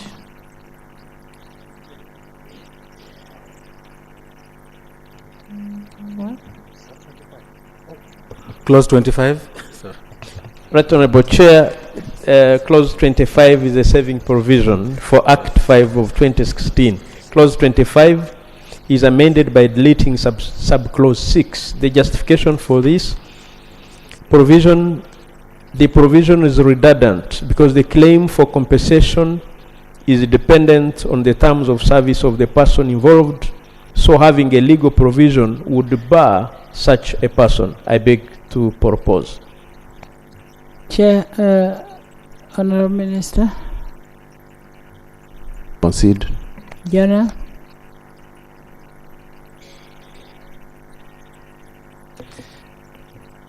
Madam Chair, it's going to be a little bit problematic because we still have sections of the law that has not been repealed. I hope I can find, for example, section 58, which will not be touched, and it reads like this: continuation of the bureau and employment of employees of the board. Notwithstanding the repeal in this section, the board established under the NGO Act (CAP) shall continue to operate until the minister appoints. The idea, the point I want to make is that this law should have gone, this bill should have gone ahead to look at the sections that have not been touched, because those sections will remain in force, and any employee can actually urge you under that under section 58 you have no right to terminate me or take me anywhere. I should automatically be absorbed into the service. It is complex. Even when you look at the vesting of the assets, that clause has not been touched. I think clause 57, it is still 57. It still vests the assets in the bureau, and yet it should now be in either government of Uganda or the ministry. But if you go there, it may open so many things. Maybe they will see how to handle it. You see, first spelling 58. Under 58 says, every person who immediately before the commencement of this act was employed by the board becomes an employee of the bureau and shall continue to be employed by the bureau. And what we want to delete under 25 is that compensation is not payable to any member of the board of directors of this bureau of non-governmental organizations for loss of office resulting from the abolition of the board of directors of this act. Now, in the other section, you're saying automatically you become an employee. Now here you're saying that if we lay you off because you don't claim for any compensation.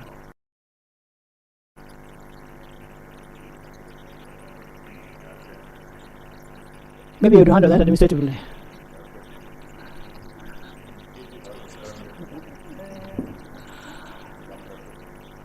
AJ? Madam Chair, the clauses 27, 28 and others are in part 12 of the Act. They are headed savings and transitional.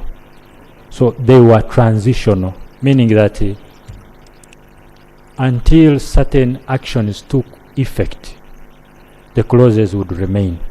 And once that action took effect, the clauses would collapse automatically, just like vesting of us until their intention or their intended purpose is achieved. Once that is done, they automatically collapse. That's what it means. They are transitional clauses. I beg to submit. When you look at Part 7 of the Parent Act, it talks about savings and transitional. Section 57 is vesting of assets and liabilities. Section 58 is continuation of the Bureau and employment of employees of the board. Yes. Madam Chair, that's where my argument is. There will no longer be a board after this. We are saying wherever there is a board, there will be a bureau. That's what even Loeb said in our drafting. Wherever there will be a board, it will be a bureau. That's correct, but in the Principal Act, the bureau is a corporate entity also.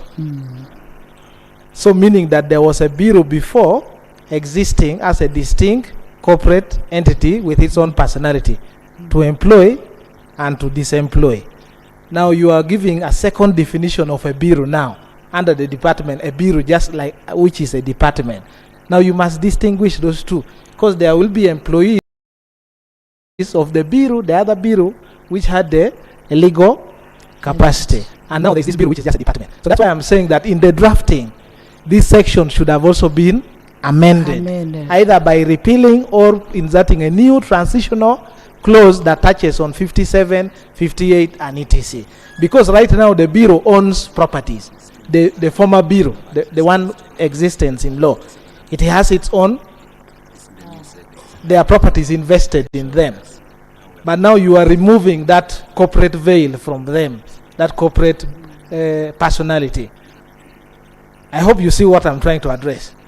Actually, 25 should have addressed 57 and 58, and then others. Clause 25.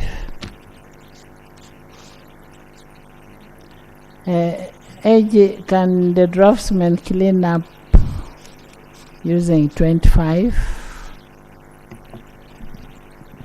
Yes, Right Honorable. We can embed the concerns under clause 25.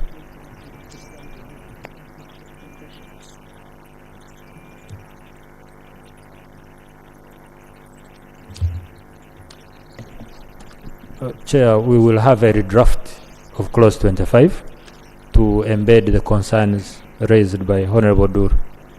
Thank you.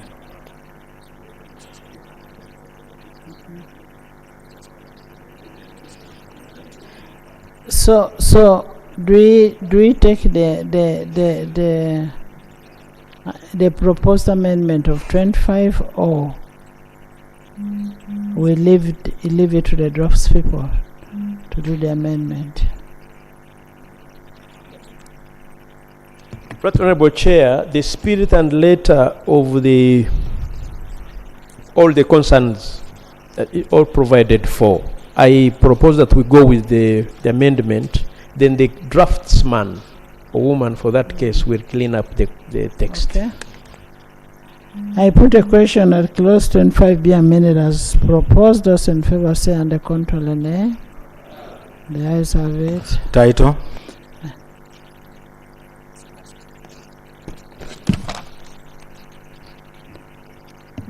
I put a question that the title stands part of the bill. Those in favor say and the contrary nay. The ayes have it. Motion for resumption of the House. Minister. Right, Honorable Speaker, I beg to move that the House do resume and the Committee of the whole House reports thereto. I put a question that the House resumes and the Committee of the whole House reports thereto. Those in favor say and the contrary nay. The ayes have it.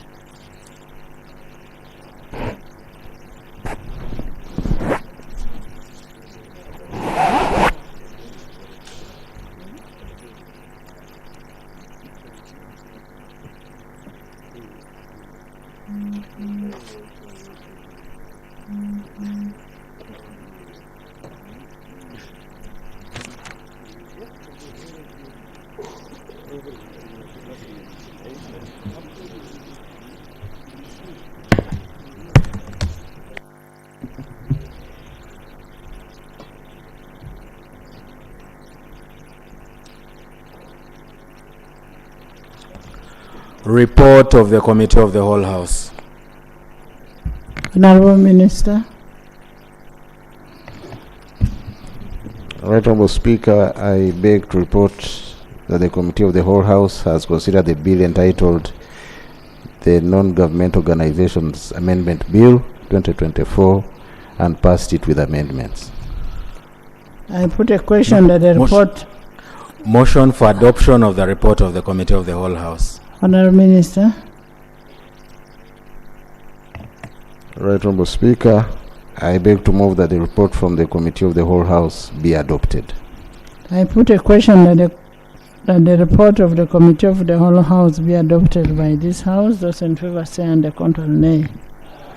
The ayes have it. Bill's third reading, the Non-Governmental Organizations Amendment Bill 2024. Minister. Right, Honorable Speaker, I beg to move that the bill entitled the Non-Government Organizations Bill, Amendments Bill 2024 be read the third time and do pass.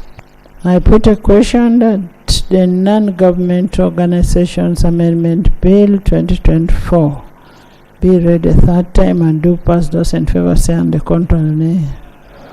The ayes have it. A bill for an act titled the Non-Governmental Organizations Amendment Act 2024. Title settled and the bill passed. Congratulations. Honorable members, in the public gala this morning, we have pupils and teachers from Glory Moon Children's School from Kira Municipality, represented by Honorable Semuju Ibrahim Nganda and Honorable Nalui Mab Betty Ethel.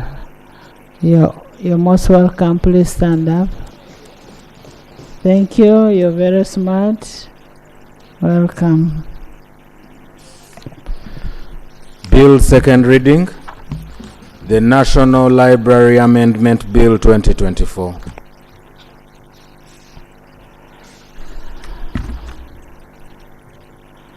Honorable Minister.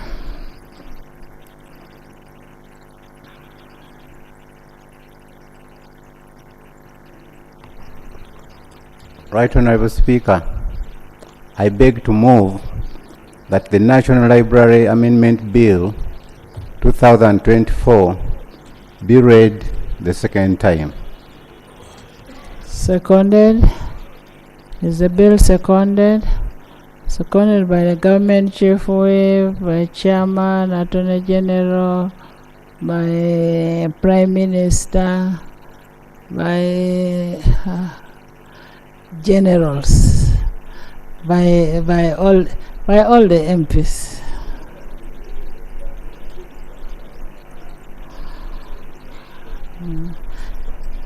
Could you speak to your bill before we hear from the Chair?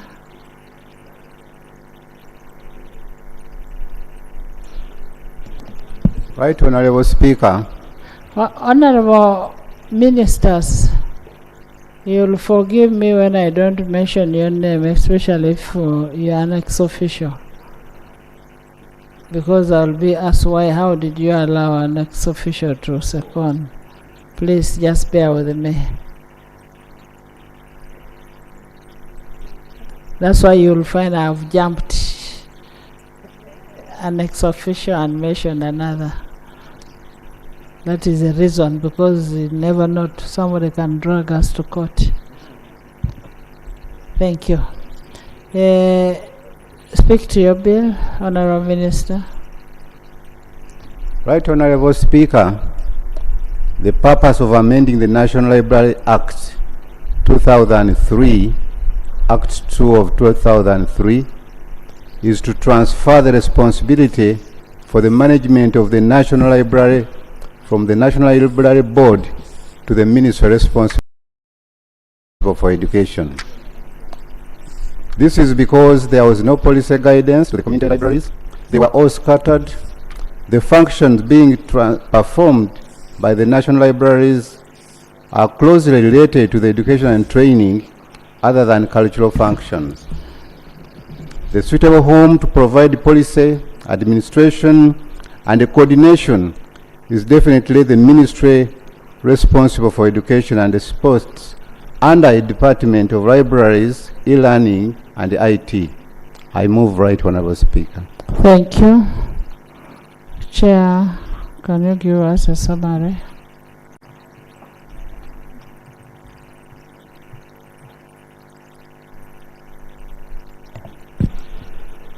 Right Honorable Speaker and honorable members, I hereby present a report on the Committee on Education and Sports on the National Library Amendment Bill 2024. Madam Speaker, allow me, before I proceed, to lay on the table a copy of the report and the minutes. I beg to lay. Madam Speaker and honorable members, as you already guided, you allow me not to consider the section on policy and principles, defects in the law, because these ones already mentioned in the other bill. They are the similar information. Briefly, Madam Speaker, the objective of the bill is to give effect to the government policy for rationalization of government agencies and public expenditure adopted by Cabinet on 22nd of February 2021, and this one is already also being explained before. On the methodology, we held meetings with the Minister of Education, the National Library, reviewed the Constitutional Law of the Republic of Uganda 1995 as amended, the National Library Act, and the written memoranda from National Library. Madam Speaker and honorable members, quickly allow me to take you through the brief background, very brief. The National Library of Uganda, established by the National Library Act 2003, replaced the Public Libraries Board, established by Public Libraries Act 1964. The National Library of Uganda is responsible for standards, guidelines, and advocacy for libraries and distribution of over 30,000 books to over 50 public libraries and to community libraries across Uganda. And Madam Speaker, the other details are as indicated in the report which was uploaded. And the Minister has ably talked about the purpose of the bill. So you allow me to go to salient observations of the committee. The committee had an interaction with the Director and other staff of the Secretariat of the National Library Board of Uganda and analyzed their written memoranda in addition to interacting with the Ministry. The National Library of Uganda welcomed the bill. However, they had concerns about repealing of Section 9 of the Principal Act and saving provisions that relate to staff and payment of terminal benefits. The National Library stated that the staff were worried about continuity of National Library operations when the bill comes into force. The committee analyzed the above observation, but specifically on B, we observed that the National Library of Uganda was established and was under the Committee of Social Services. According to Certificate of Financial Implication, the bill is envisaged to result in saving to government through a reduced wage bill and personnel-related costs amounting to Uganda shillings 1.282 billion in financial year 2024-2025 and 1.622 billion in financial year 2022-2026. The details are indicated in the table, Madam Speaker, on the next page. The committee further observed that the National Library of Uganda has been a subvention under the Ministry of Gender, Labour and Social Development. The amendment proposes that the management of the bill of the National Library and their functions that were performed by it are transferred to the ministry responsible for education for better management. Madam Speaker and honorable members, we therefore recommend as a committee that the National Library of Uganda is mainstreamed into the Ministry of Education and Sports and that terminal benefits of the staff be expeditiously handled. In conclusion, Madam Speaker, the Committee on Education and Sports recommends that the bill as proposed be passed. I beg to report. Thank you. It is basically transferring the functions from gender to the Minister of Education, and it has no amendments. That is what the bill is seeking to do. In the public gallery this afternoon, we have students from Samson Memorial High School, Shebando. They are represented by Honorable Shamim Malende and Leader of Opposition, Honorable Joel Senyonyi. You're most welcome. Please stand up. Stand up. You're welcome. Thank you. Thank you for coming. Honorable members, you've had the bill, and it's a straightforward bill.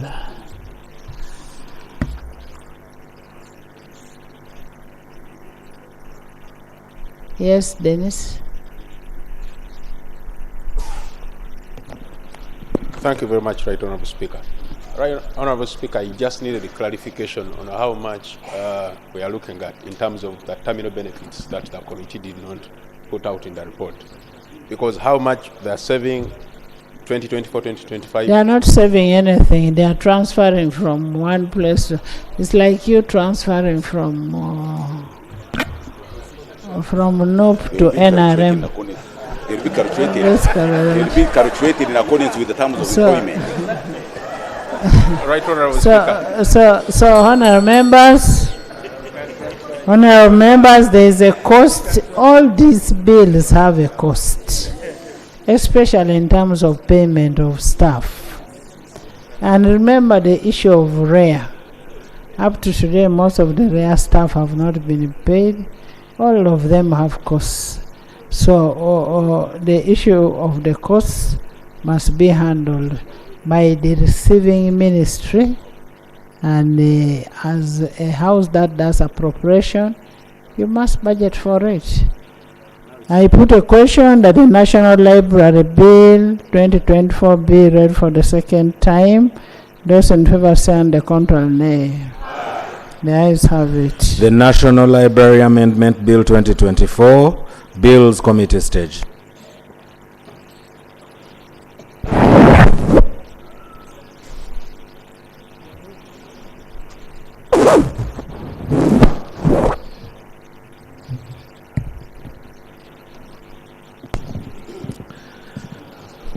Clause 1. I put a question that clause 1 stands part of the bill. Those in favor say and the contrary nay. Ayes have it. Clause 2. I put a question that clause 2 stands part of the bill. Those in favor say aye to the contrary nay. The ayes have it. Clause 3. I put a question that clause 3 stands part of the bill. Those in favor say and the contrary nay. The ayes have it. Clause 4. I put a question that clause 4 stands part of the bill. Those in favor say and the contrary nay. The ayes have it. Clause 5. I put a question that clause 5 stands part of the bill. Those in favor say and the contrary nay. The ayes have it. Clause 6. I put a question that clause 6 stands part of the bill. Those in favor say aye. The contrary nay. The ayes have it. Clause 7. I put a question that clause 7 stands part of the bill. Those in favor say on the contrary, nay. The ayes have it. Clause 8. I put a question that clause 8 stands part of the bill. Those in favor say on the contrary, nay. The ayes have it. Clause 9. I put a question that clause 9 stands part of the bill. Those in favor say on the contrary, nay. The ayes have it. Clause 10. I put a question that clause 10 stands part of the bill. Those in favor say on the contrary, nay. The ayes have it. Clause 11. I put a question that clause 11 stands part of the bill. Those in favor say on the contrary, nay. The ayes have it. Clause 12. I put a question that clause 12 stands part of the bill. Those in favor say on the contrary, nay. The ayes have it. Clause 13. I put a question that clause 13 stands part of the bill. Those in favor say on the contrary, nay. The ayes have it. Clause 14. I put a question that clause 14 stands part of the bill. Those in favor say on the contrary, nay. The ayes have it. Clause 15. I put a question that clause 15 stands part of the bill. Those in favor say on the contrary, nay. The ayes have it. Clause 16. I put a question that clause 16 stands part of the bill. Those in favor say on the contrary, nay. The ayes have it. Clause 17. I put a question that clause 17 stands part of the bill. Those in favor say on the contrary, nay. The ayes have it. Clause 18. I put a question that clause 18 stands part of the bill. Those in favor say on the contrary, nay. The ayes have it. Clause 19. I put a question that clause 19 stands part of the bill. Those in favor say on the contrary, nay. The ayes have it. Clause 20. I put a question that clause 20 stands part of the bill. Those in favor say on the contrary, nay. The ayes have it. Clause 21. I put a question that clause 21 stands part of the bill. Those in favor say on the contrary, nay. The ayes have it. Clause 22. I put a question that clause 22 stands part of the bill. Those in favor say on the contrary, nay. The ayes have it. Clause 23. I put a question that clause 23 stands part of the bill. Those in favor say on the contrary, nay. The ayes have it. Clause 24. I put a question that clause 24 stands part of the bill. Those in favor say on the contrary, nay. The ayes have it. Clause 25. I put a question that clause 25 stands part of the bill. Those in favor say on the contrary, nay. The ayes have it. Clause 26. I put a question that clause 26 stands part of the bill. Those in favor say on the contrary, nay. The ayes have it. Title. I put a question that the title stands part of the bill. Those in favor say on the contrary, nay. The ayes have it. Motion for resumption of the House. Minister.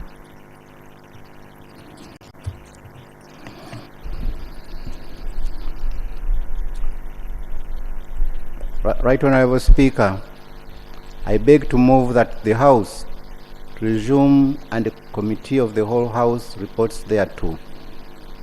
I put a question that the House resumes and the Committee of the whole House reports thereto. Those in favor say on the contrary, nay. The ayes have it.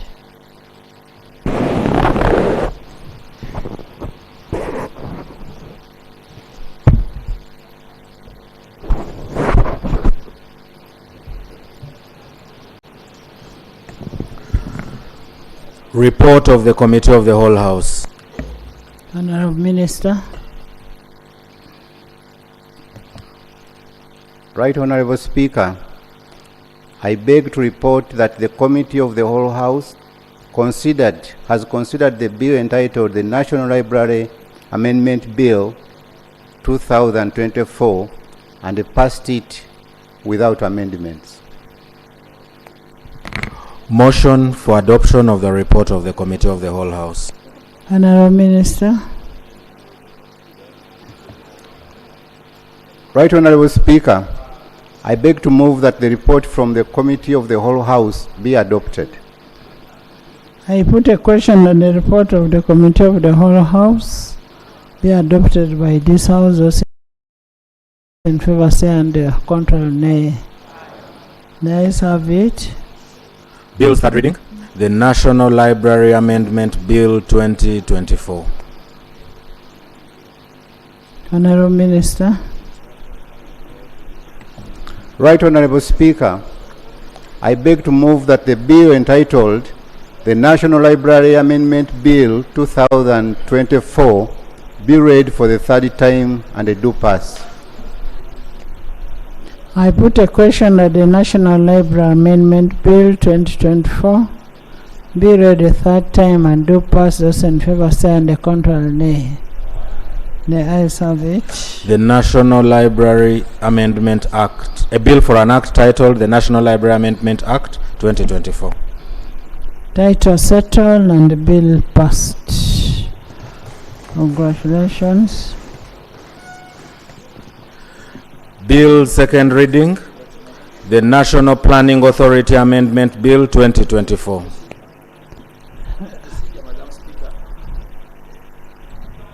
Madam Yes. Speaker, the minister is going out on the procedure matter. I would wish him some, if with your powers, Madam Speaker, whether it will be procedure okay for the minister to make commitment as per the report that they will clear these people who are leaving the job. Can he put it on record? Because he knows I'm a minister as well. And I will come back here to ask the same thing. So it is in a good spirit. Because our bill has not had any issues. So could we make a commitment on the floor so that we don't go for further matters? General Katumba is laughing. He doesn't know that I'm a minister. He knows he is aware of those with lead cars and pickups. Me, I'm one with none. But the minister could make that.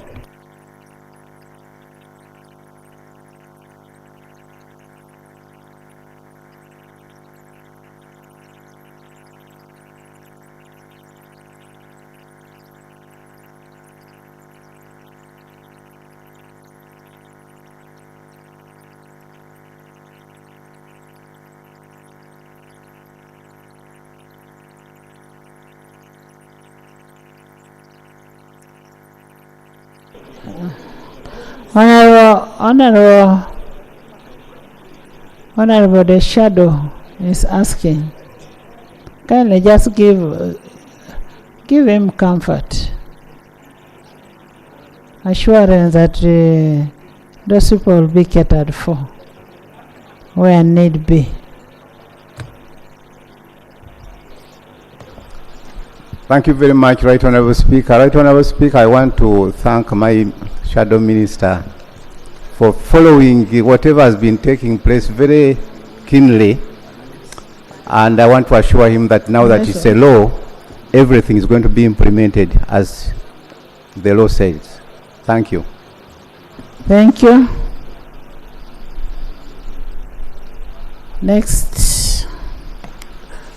Bill second reading, the National Planning Authority Amendment Bill 2024.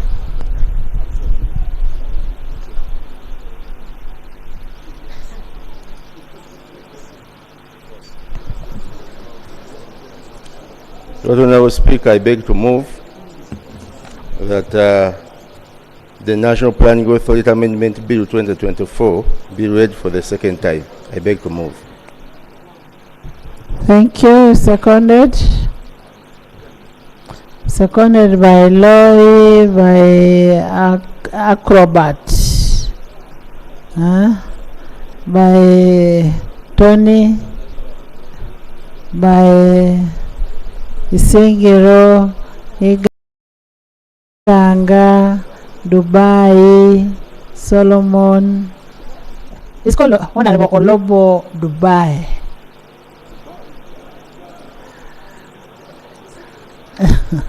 Aro, Patrick, Olanya Jr. by Sue, Honorable Susan Amero, and by Maui James. Thank you. Could you speak to your motion? The National Planning Authority Amendment Bill. Thank you very much, Right Honorable. Right Honorable Speaker, the purpose of this amendment is to give the National Planning Authority additional functions which were performed by the dissolved National Population Council and National Physical Planning Board, thereby inter alia relieving the government of the financial drain on its resources and the burden of wasteful administration and expenditure, and of mainstreaming 3 agencies, yet one agency may ably perform all the functions. Thank you.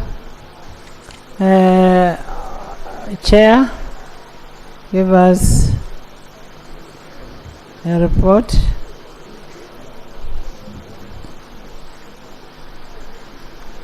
Right Honorable Speaker and colleagues, the committee has considered and hereby reports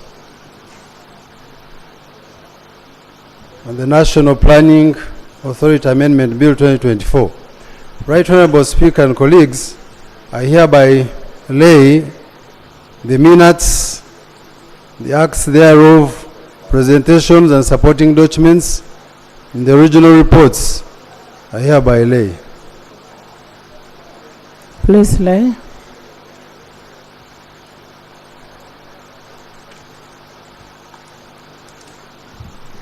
Right Honorable Speaker and colleagues, the committee considered the bill and hereby reports. On the 22nd sitting of the 3rd session of the Parliament, held on the 9th April 2024, the Honorable Minister Henry Musasizi, the Finance, Planning and Economic Development, General Duties, moved that the National Planning Authority Amendment Bill 2024 be read for the first time in accordance with Rule 128, subsection 2 of the Rules of Procedure of Parliament. In a matter of summary, I would like to move direct to the objectives of the objects of the National Planning Authority Amendment Bill 2024 3.0. The object of the National Planning Authority Amendment Bill 2024 is to amend the National Planning Authority Act 2002 to transfer to the National Planning Authority the functions performed by A, the National Population Council, established by the National Population Council Act 2014, Act 8 of 2014, and the National Physical Planning Board, established by the Physical Planning Act 2010, Act 8 of 2010. The National Planning Authority Act 2002. The National Planning Authority Act 2002 was enacted in 2002. The Act establishes the NPA and provides for its composition and its functions in accordance with Article 125 of the Constitution. The primary function of the authority is to produce comprehensive and integrated development plans for the country, elaborated in terms of the prospective vision and the long-term and medium-term plans. The additional functions of the authority are to: 1. Coordinate and harmonize development plans in the country. B. Monitor and evaluate the effectiveness and impact of the development programs and the performance of the economy of Uganda. C.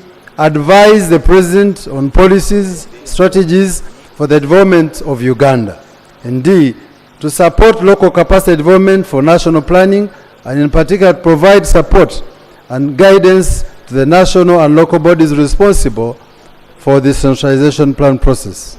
E. To study and establish, to study and publish independent assessments of the key economic and social policy issues and options so as to increase public understanding and participation in the economic and social policy debate. F. Liaise with the private sector and civil society in evaluation of the government performance and identifying filling gaps in the government policies and programs. G. To review priority development issues and the needs and to make recommendations. And D. To ensure that all the national plans are gender and disability sensitive, and to design and implement programs to develop planning capacity in local government. The committee findings and observations and recommendations. The National Planning Authority Bill, Amendment Bill, seeks to transfer the function of the National Population Council to the National Planning Authority under Clause 4 of the bill.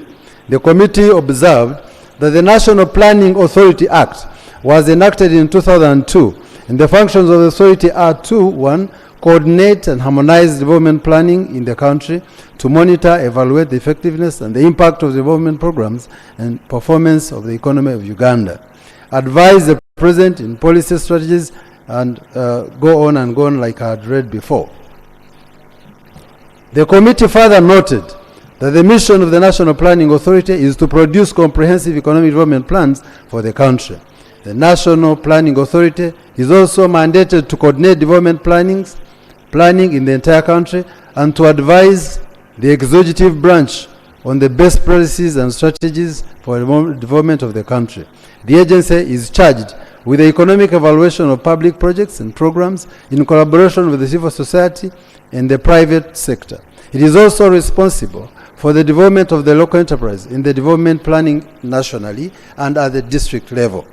Through the National Planning Authority's mandate of producing comprehensive and integrated development plans for the country, elaborate in terms of the National Vision Framework, the long-term perspective plans, and the medium-term plans as enshrined in the NPA Act 2002. The authority has continued guiding the country in its different development agendas aimed at achieving socio-economic transformation for all Ugandans. Over time, the NPA has been at the forefront of guiding socio-economic development of the country in accordance to international, regional, and national development agenda. The committee noted that the transfer of the function of the National Fiscal Planning Board and the National Population Council to the National Planning Authority improves coordination between the physical planning and the national development strategies. This ensures that the infrastructure developments, urban planning, and land use considerations are directly linked with the national economic goals, healthcare, education, and social service planning.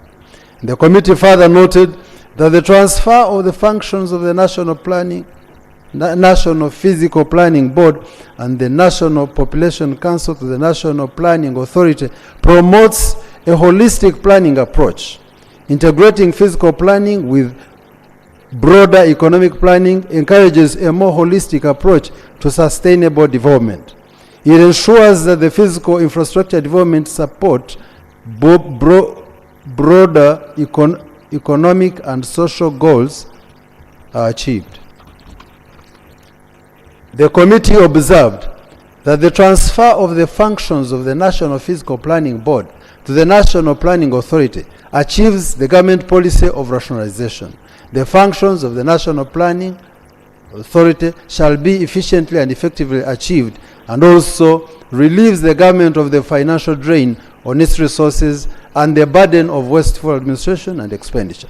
The committee further observed that the outputs of the National Population Council and the National Physical Planning Board shall best be integrated in the plans of different sectors under the supervision of the National Planning Authority. And therefore, the committee notes that the bill does not have commencement date for the bill. The absence of the commencement date means that the law will commence on publication, and yet the agency may need more time to adequately prepare for the rationalization policy. This is therefore, and I beg your pardon, there is therefore need to provide in the bill a commencement date to accommodate the period for rationalization period. Recommendation. The committee recommends that the National Planning Authority bill be passed subject to the proposed amendments that will follow at the committee stage. I beg to submit. Thank you. Yes, proceed, yeah. Thank you very much, Right Honourable Speaker. Right Honourable Speaker, I thank the Chair and his committee for this report. However, Right Honourable Speaker, we are guided by our rules, but also the laws that we pass in this House. Section 76(2) of the Public Financial Management Act states that the certificate of financial implication issued under subsection 1 shall include the estimates of revenue and expenditure over the period of not less than 2 years after the coming into effect of the bill when passed. Right Honorable Speaker, I have looked at the certificate of financial implication attached to this bill, and under number 3, it is even stated that there will be costs expected from absorption of the functions of the National Population Council and the National Physical Planning Board. The certificate, Right Honorable Speaker, is silent and does not state these costs. I therefore, Right Honorable Speaker, find this certificate defective, and therefore, Right Honorable Speaker, is it procedurally right for us to proceed with this particular bill when the certificate attached is actually defective? Thank you, Right Honorable Speaker.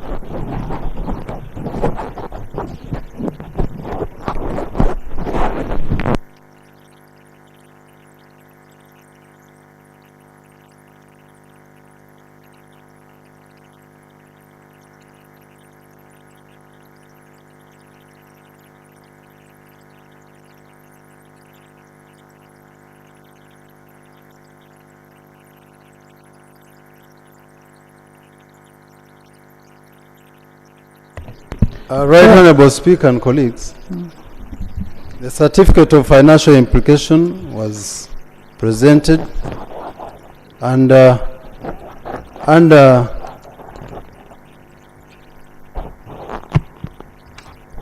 under this particular bill, we only are taking the 2 agencies, which is National Physical Planning Board and the National Population Council. So, and the figures are here.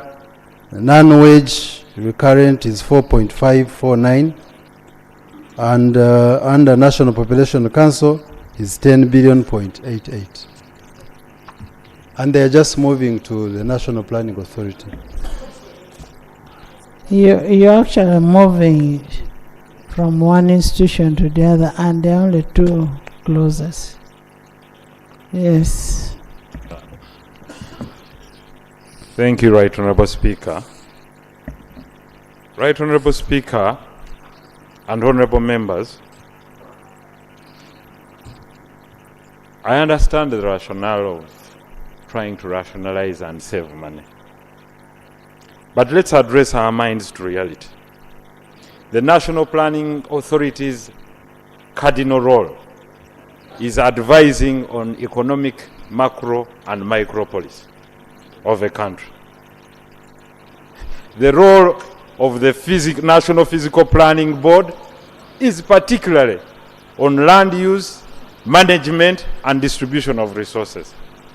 How will history judge us that we sat here to merge responsibility from a physical planning body to an economic, macro, and micro planning authority?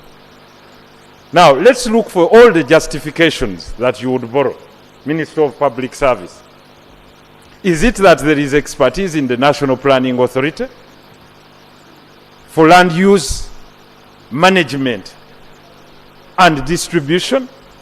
When one, under the National Physical Planning Act, we clearly stated that the role of this is to be used as a precursor for land registration, land use, land management, and land redistribution. Clarification from Honorable Nzima. Thank you, Madam Speaker. Madam Speaker, the clarification I wanted to seek from Honorable Nsereko is that I wanted to know if you were saying National Physical Planning Authority joins the National National Planning Authority. Are we saying we are taking away their responsibility, or we are saying they should come and operate under the same umbrella? Because the way you are raising it is as if have the same roles. Yes, they don't have the same roles. They play different roles. I thought what we are saying is instead of them operating under different roof, they should come and operate under the same roof. So from the implication, it is as if we are saying they should abandon their roles. They should be taken by National Planning Authority. So that's the clarification I wanted. Thank you. Thank you, comrade. In performance of your duties, you're guided by a board. It's not a mere roof. Sharing a roof or sharing working premises can be done. You can even have all my ministries work in one area. So I understand your issue. But the issue here are the functions. You see, if you say, I move my functions, because your functions are perfectly well prescribed through the performances of the board, you report to a given board. You understand what I'm saying? And meaning definitely, your managerial functions become limited by your performance and your constitution. I mean, you can argue against that today. We had similar arguments before in 2010, but you realize that people on the National Physical Planning Board have given expertise that people at the National Planning Authority do not have. So much, Honorable Seko. The question is, okay. Let's take an example of Ministry of Finance, but you get me. Yes, thank you. We are taking an example of Ministry of Finance, Planning and Economic Development. The function of finance, the function of planning, the function of economic development, they are all under one ministry, one leadership, one permanent secretary, and different departments or different state ministers. But they are all doing these three functions under one roof. The argument here is National Planning Authority, National Registry, National Fiscal Planning Authority, they are more or less all doing planning. So we are saying, can they be under one roof and do their planning, but still maintain their independent roles or functions as stipulated in the Act?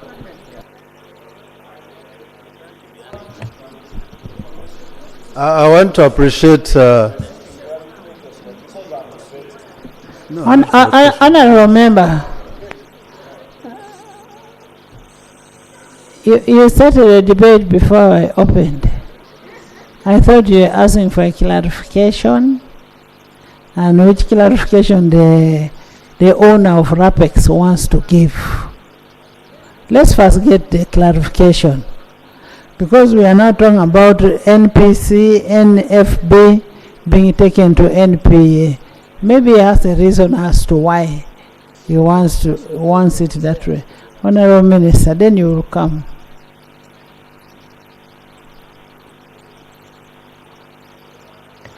Thank you very much, Right Honorable Speaker. And I would like to also thank Honorable Sereko for raising some of these issues. Why we made that proposal under the RAPEX program was that we looked at the whole planning function in the country. At the strategic level, the National Planning Authority really gives us what we should do, all the plans, and gives the strategic direction of whatever function that is going to be done in government.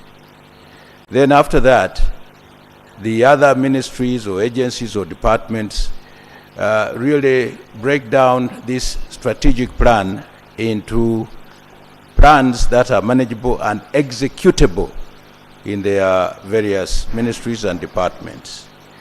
So that's why I was saying this strategic level of planning done by the Physical Planning Authority level should now go to the NPA, and then the other agencies. Doesn't mean that they are not going to plan or they are not going to implement.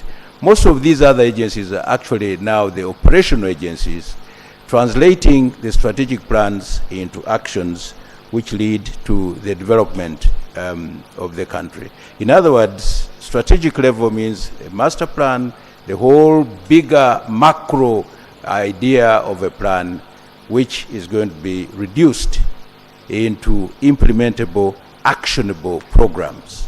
That's all.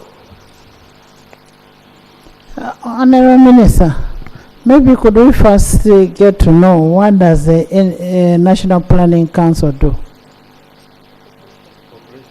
Population. National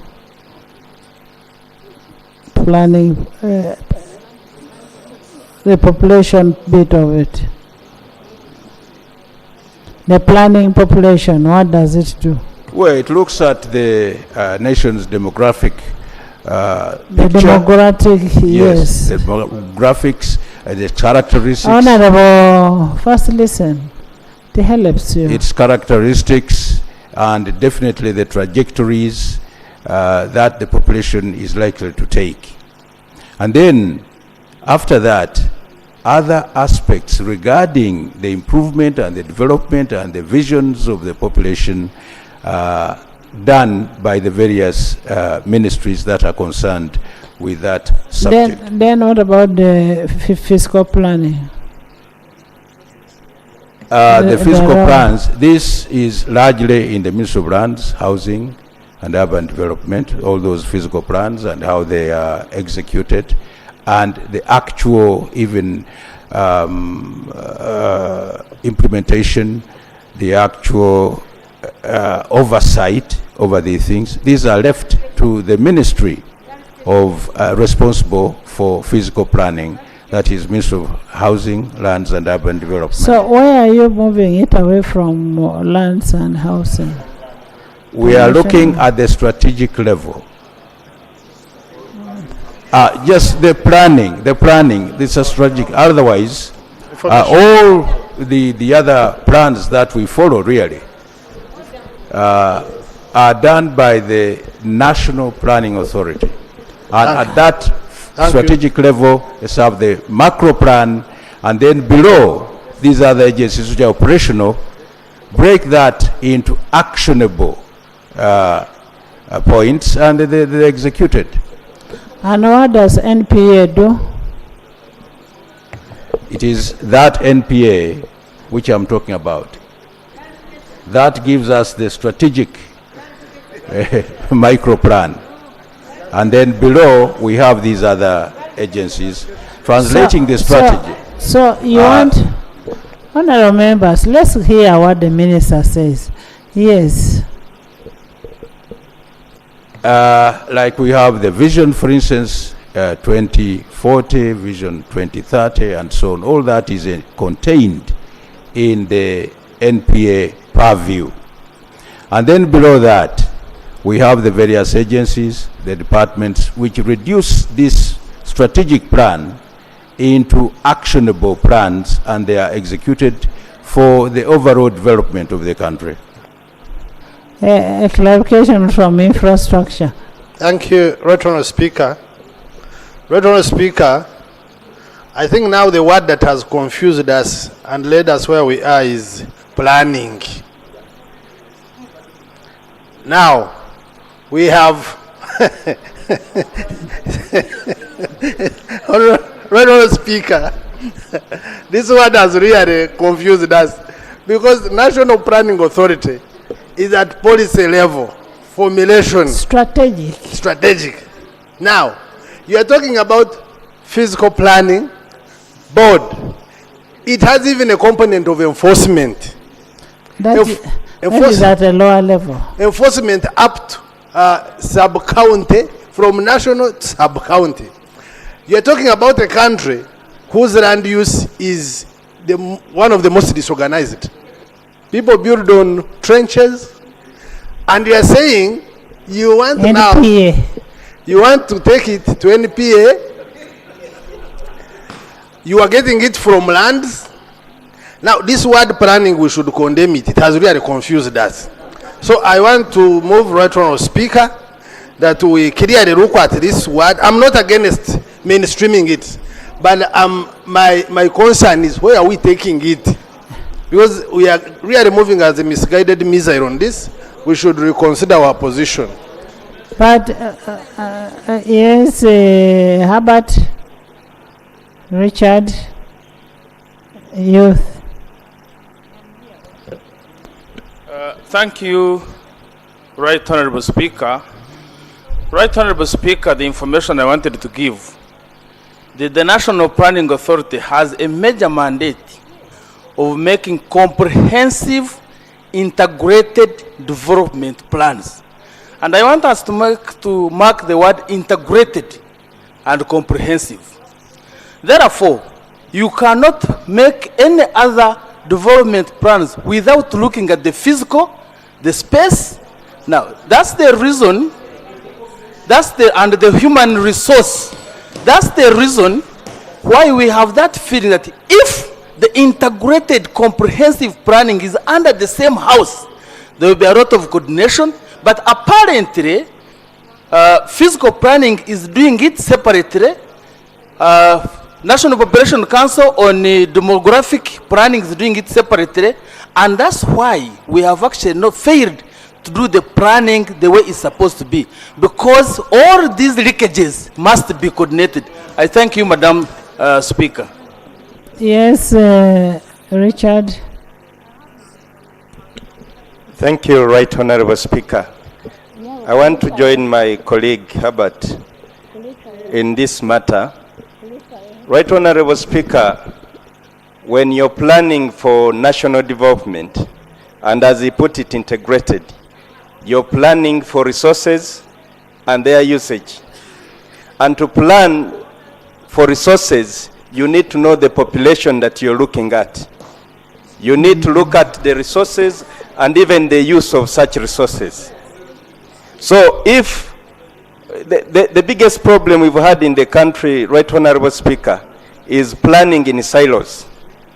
When Population Council is doing their work, they are not cognizant of the fact that the physical planning is done by another entity. So our belief and our support for this rationalization is that when they are under one body, then they will work effectively. Right Honorable Speaker, they fear that we shall lose technical staff should not stand, because National Planning Authority will absorb the technical people and work with them. Thank you, Right Honorable Speaker. Yes, youth. Thank you, Martin. Thank you very much, Right Honorable Speaker. Right Honorable Speaker, mine is a procedural matter. Honorable Sarah Opendi has raised a very important matter which touches on our rules.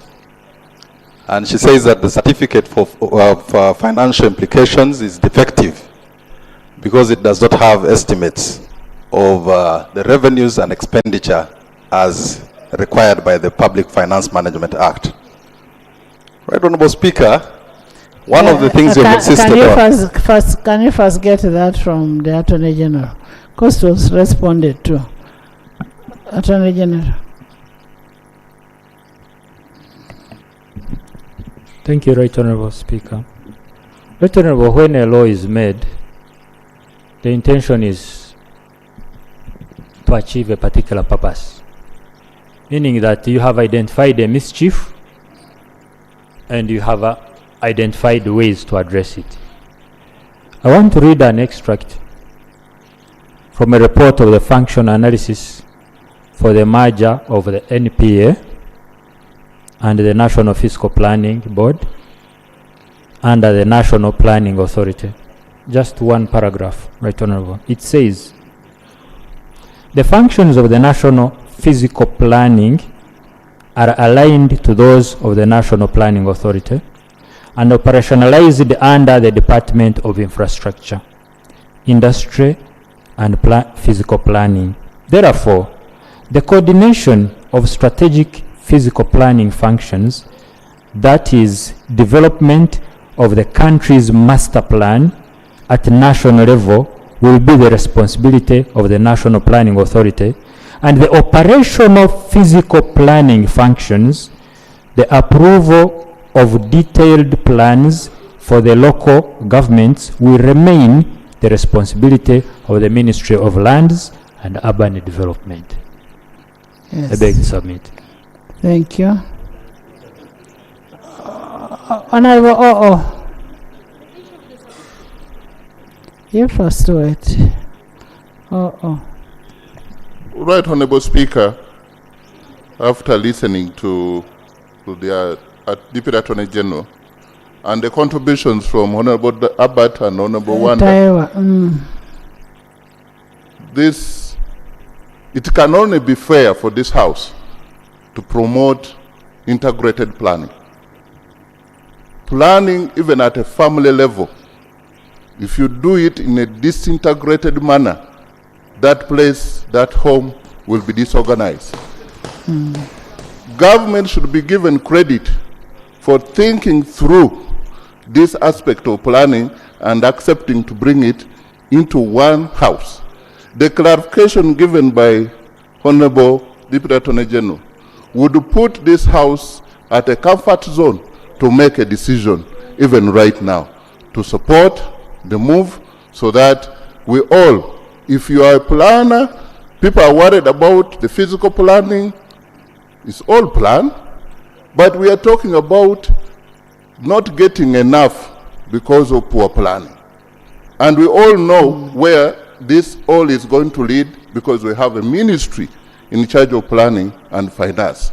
Right, Honorable Speaker, it would only serve this House the right to take a decision because it's much more clearer now than it has ever been. Thank you. Thank you.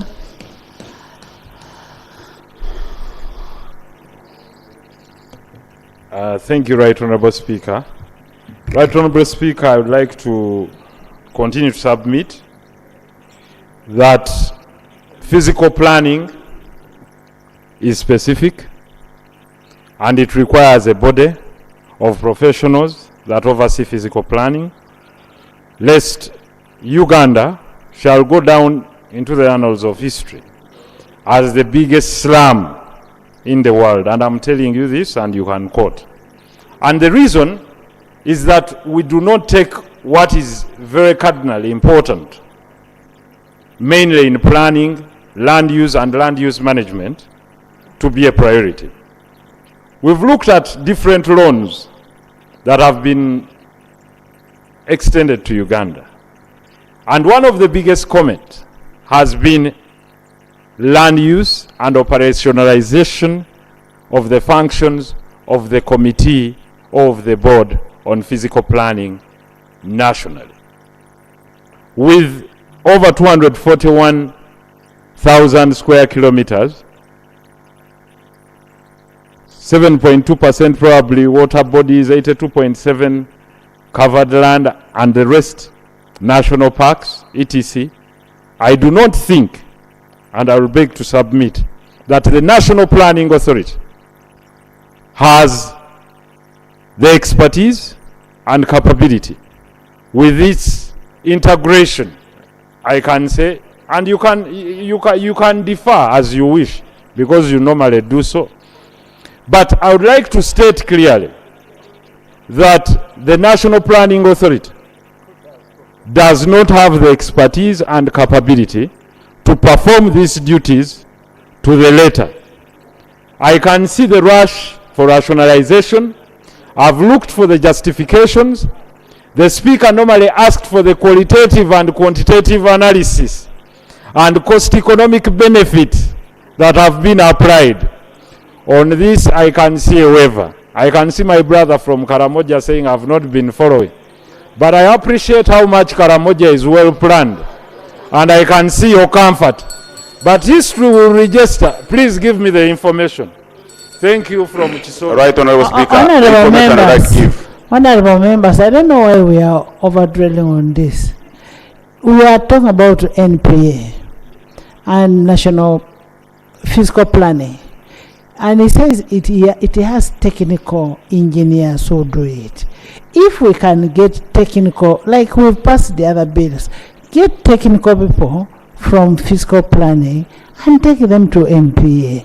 Get people from population, take them to NGA. Get all, so that we have a one-stop center that will be running the country. Because at the end of the day,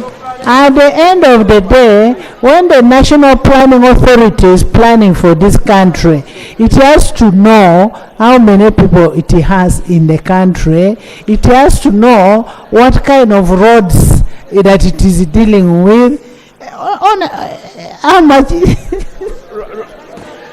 Right Honourable Speaker, just a second. A motion from... Because it's a question from you, Right Honourable Speaker. Motion, Madam The Speaker. question, Right Honourable Speaker, let's be given some little chance to debate. Right Honourable Speaker, we are not saying no, that expertise cannot be allocated to that area. We are only saying that the National Planning Authority itself There's a motion. is a failure. So you're saying that we are justifying migration. Thank you. Body. No, but we have not gotten a... No, it has. Thank you, Madam Speaker. Honorable Nsereko, Medi, Bodo. There is, we can't say that NPA has failed. All these budgets that you're passing go through NPA. Everything that you're doing, it goes through NPA. Yes, Minister. Right Honourable Speaker, we are here making an argument for Forest Authority. Thank you very much, Right Honourable. I'm on the floor. Maybe the reason, Right Honourable Speaker. Maybe I've never known you for that. I know you as a gentleman. It's from Kampala. Right Honourable Speaker, maybe the reason why Honourable Nsereko is choosing NPA or being a failure is because we have been having planning in silos. Don't answer, Honourable Nsereko. So now we want to defend your position. Don't answer him. Okay, thank you. Thank you. Honourable members, I put a question that the National Planning Authority Amendment Bill. Yes, let me have justice. Yeah, Right Honourable Speaker, you invited the chairperson of the committee, the minister responsible, the Deputy Attorney General, and even solicited extra reinforcement from the minister responsible for defense to clarify on the point of law. And Madam Speaker, once a point of law is raised in the House, unless it is disposed of, proceeding would be an irregularity. And I wanted to invite you, Madam Speaker, that at this point you are even stopped from now proceeding without addressing the preliminary issues raised by the Honourable Sarah Opendi. It was if the certificate, none of them answered here the requirements under Rule 118 of our rules of procedure. And if they cannot answer, it means at this stage we are going to be debating in futility. Honourable, can you answer on the issue of financial implication? And the issue of the financial implication that we are talking about, there is nowhere in the amendment that I'm saying that we are going to sack these people. We are transferring the expertise to NPA. Expertise to NPA. Because the presumption is the people in NPA may not be able. You answer on the certificate. No, let you carry answer. Right Honourable Speaker, I'm going to repeat what you've just said. The intention of the bill, unlike the others on rationalization where we say we are repealing, we are saving this much, we are not repealing, we are not disbarring, we are maintaining, we are simply mainstreaming.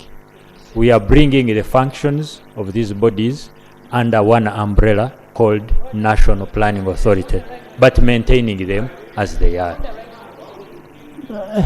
And all these implications may not be quantitative. It may not be quantitative. Jana. Madam Speaker, I'm a little bit Anyway, surprised. you help us if you can help us. This is the shadow justice. Yeah, Madam Speaker, the only help I can render to this House would be to be honest. Whenever you are part and parcel of an institution, there is what we call the duty that you bear to the House to render good advice, and where necessary you concede. And the Attorney General, being a very senior lawyer, knows that once a point of law is clear, you don't argue against it. You just concede and say that is what the law says, and we proceed. So here, there's a specific requirement. Before I take information from Honorable Sarah, there's a specific requirement under the law, both under PFNFA and also our rules of procedure, that a certificate of financial implication must meet the test, and it is outlined there. And the question is, this certificate does not. So I will now receive information from Honorable Sarah. Thank you very much, Right Honorable and Honorable Member, for giving way. The information that I want to give this House and also to the Attorney General is to ask him to look at the certificate for both the National Planning Authority and the National Physical Planning Board, because he indicates that actually they are only transferring and there will be no costs. In the certificate for the National Planning, for the National, this is Population Council, for example, expected savings, there will be, the bill is envisaged to result in savings of 11.22 billion to government through reduction in administrative and personnel related costs. So you are definitely going to reduce personnel. This is a savings this other side, contrary to what you had said. Now, when you look at the certificate for the National Planning Authority, which is going to receive both the Physical Planning Board and the National Population Council, it is actually silent. It says that there will be costs associated with receiving these two entities, but they are silent on the cost. And this is the procedural matter that I had actually raised. It is, the certificate is defective. We cannot proceed to Bill's second reading. Right Honorable Speaker, let us not attract litigation.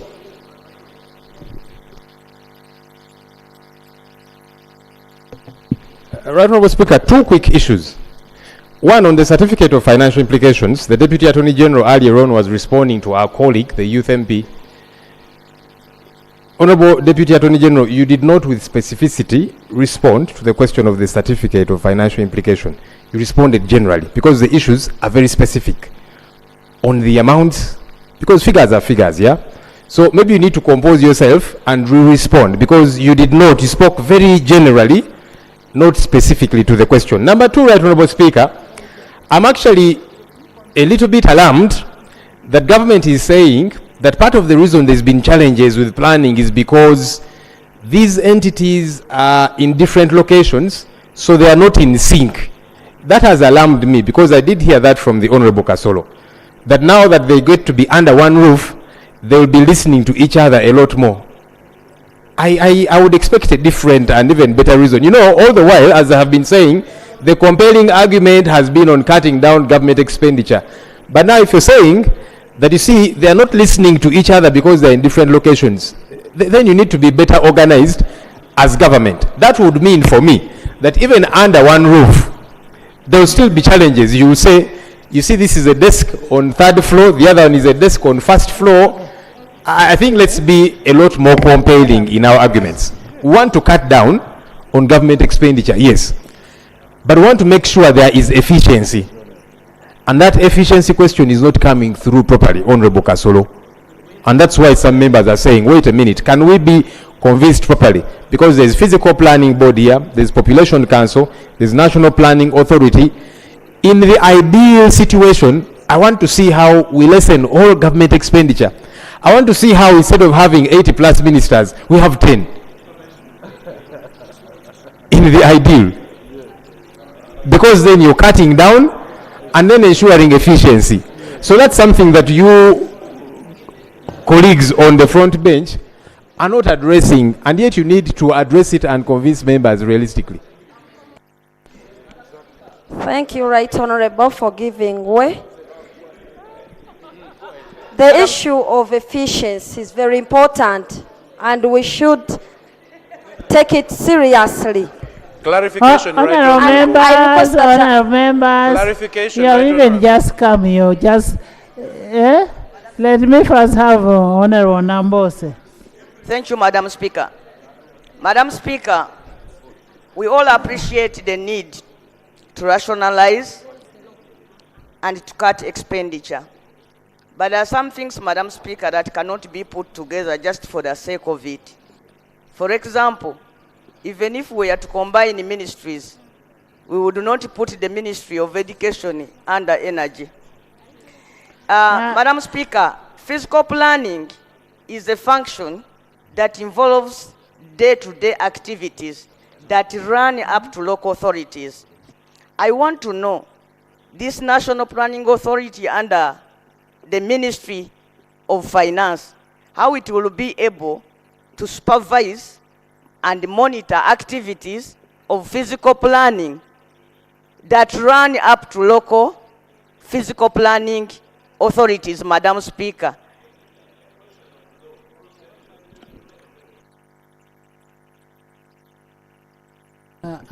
Honorable members, I am not standing over. When you look at the financial implication for Fiscal Planning Amendment Bill 2024, the figures are here. The non-wage recurrent is 4.5 billion. Are we together? This is what is going to the parent ministry, NPA. Then, when you look at the National Population Council Act, what is also going to NPA? The figures are 11.92 billion. Also going to the parent. Now, I don't see where the argument is coming from, unless if you wanted just these same figures to be copied, Chairman, you have something, and then Minister of Defense. Yes, Right Honorable Speaker and colleagues, it is this same House that requested for individual certificates for entities being merged. And Right Honorable Speaker, you've rightly put it. The entities that are being merged are those that have financial certificates of financial implication. The other one is just on the receiving end, and there's no change. Yes. Right Honorable Speaker, I would like the chairperson of the committee to clarify the following. Under Rule 118, taken from the PFMA, the certificate of financial implication issued under Sub-Rule 1 shall indicate the estimates of revenue and expenditure over the period of not less than 2 years after coming into effect of the bill. Would the chairperson tell us the figures, the revenue estimates, and also the expenditure estimates, since he has examined that certificate? And if he does that, then we can then proceed. Would the chairperson or any of the members of the front bench come and tell us those estimates? And these estimates are figures as provided for in the law. And from the Attorney General, I wanted this clarification from you. By practice, the Attorney General and the Deputy Attorney General are senior members who should guide the House. Where there is a breach of law, the Attorney General cannot be seen to be siding with the violation of the law. And I invite the Deputy Attorney General to at this time become the Attorney General of this country. Yes. And having recognized that there is a problem with this, he should actually be conceding. Madam Chair, sorry, Right Honorable Speaker, I've listened to Odur. Honorable Odur. Honorable Odur. You do not expect me to concede unless I'm convinced. We have 3 certificates that must be read together. And the 2 certificates have given the figures. And like the speaker has read, the certificate of financial... First of all, before you read them, under the Fiscal Planning Amendment Bill, Fiscal Planning, the saving that will be made, remember it is the fiscal planning that is making a saving. The saving that will be made will be the 4.54 if you took this to the National Planning Authority. And I'm reading according to the documents. Then under the National Population Council, when you repeal that, you're making a saving of 11.9, which will be transferred to the NPA. Now here brings in law and accounting. When there is a debit this side, there should be an equal credit. Moses, not so. Moses, yes. Right Honourable Speaker, I agree with you on the certificate of financial implication for Population Council. It is indicated 11.92. I have with me the certificate of financial implications for the National Planning Authority. And number 3, subtitle, funding and budgetary implications. There will also be costs expected from absorption of functions performed by the National Population Council and National Physical Planning Board into the structures for National Planning Authority. What are those costs, Deputy Attorney General? Because you mentioned them, and this is a certificate signed by the Honorable Matia Kasaija, Minister of Finance, Planning and Economic Development. In the other, you've given us a breakdown. But in this one, you've just given us a heading. What are the costs? Because you're conceding that there will be costs expected from the absorption. What are which ones? There are figures. Yeah, thank you very much, Madam Speaker.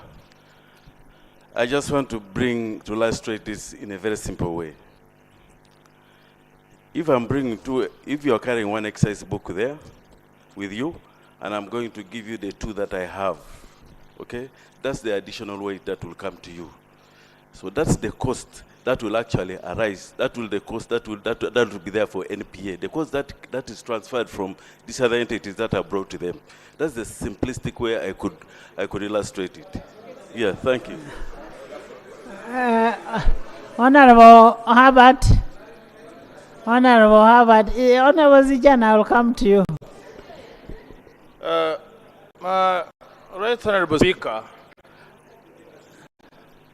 Right Honorable Speaker, we need to understand that the technical and professional within these 2 entities which are being rationalized will be absorbed by the National Planning Authority. That's the assumption we have.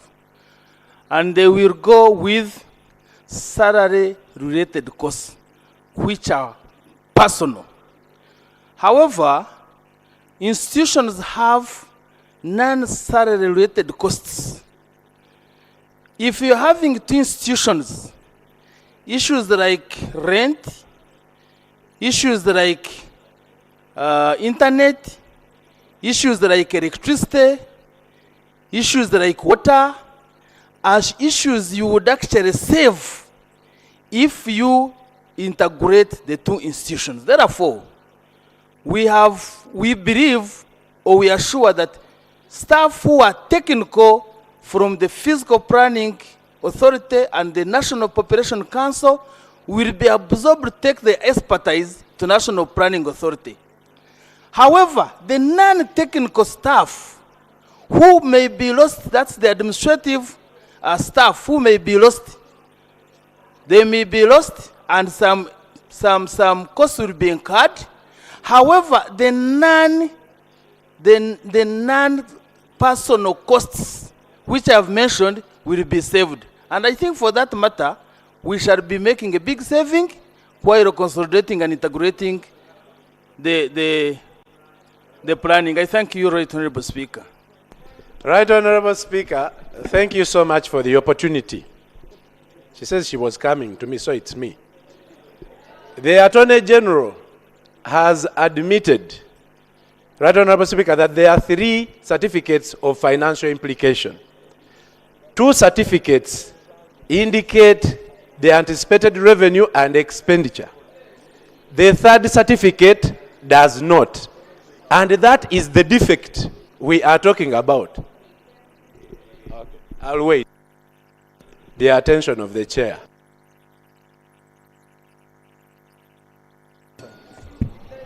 Thank you for for Honorable Livingston. Okay. Right, This is a legal question, Bozaya. We are dealing with a legal question. Comers will come later. I am giving you information. I don't want your information. It's me to allow the information. Okay, give me. Thank It's you, me Right to allow Honorable the Speaker. information. I have not even submitted. What are you informing me about? Order. Honorable members have not given anybody the microphone. We have not given anybody the microphone.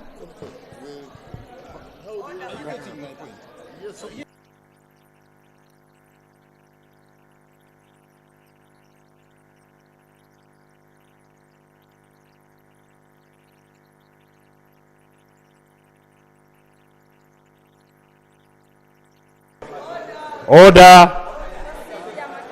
Order, right.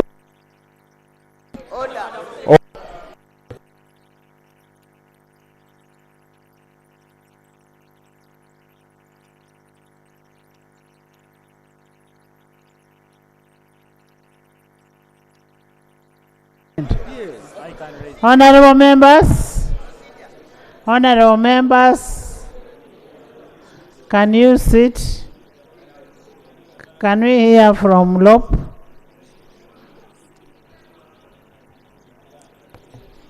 Right Honorable Speaker, this house is a legislative house, and it's important that as we make laws, we follow the law. That's very important. Otherwise, we shall look shabby. People are taking us to court over procedural issues, over legal matters. The defect there is with the financial certificate of financial implication of NPA, as I have stated. You are not alluding to the figure. In the other ones, you are clarifying properly. So for Population Council, you've given us a figure which is going to be saved, 11.9 billion. Okay, granted. Maybe on another day we can interrogate how you did come to that, but want to take it as it is. For Physical Planning Board, you've given us a figure, 4.5 billion shillings to being saved. What you're saying... Way forward. What you're saying is that those savings will offset the costs of the NPA. And now we are saying, what are those costs? Can they be adumbrated too? That's something we must cure. We must find a cure to that, because it's a legal question. It's not just a political one. Yeah? It's a legal one. As you have indicated what's to be saved the other side, here you're mentioning this is going to be... Okay. Thank you. Lop, I've never interrupted you. And this one is just the flow. I agree with you in many aspects, especially on the costs that are being saved. And on those costs, you are not asking the certificate. You're not inquiring about the details of those costs. Some are categorized as non-wage. If you are asking NPA to also put the expected costs, that you break this down, you would apply the same system. Because the assumptions in the legislation, you have assumptions that yes, when you do all this, there will be some cost. And that's the cost that Lop, Honorable Sarah, and Honorable Dur, they are saying we must indicate them here. NPA is a parent organization which is not being merged. They are staying with all. If you want to know the cost in the NPA, you have to interrogate what is in the budget of NPA. Because the clarification I wanted to seek from you,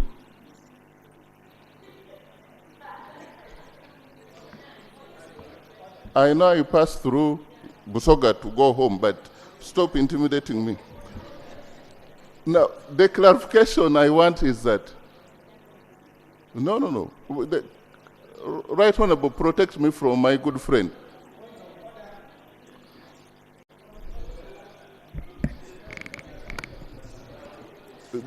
I'm waiting. The rules are clear. Just get his order. Yeah. Thank you very much, Right Honorable Speaker.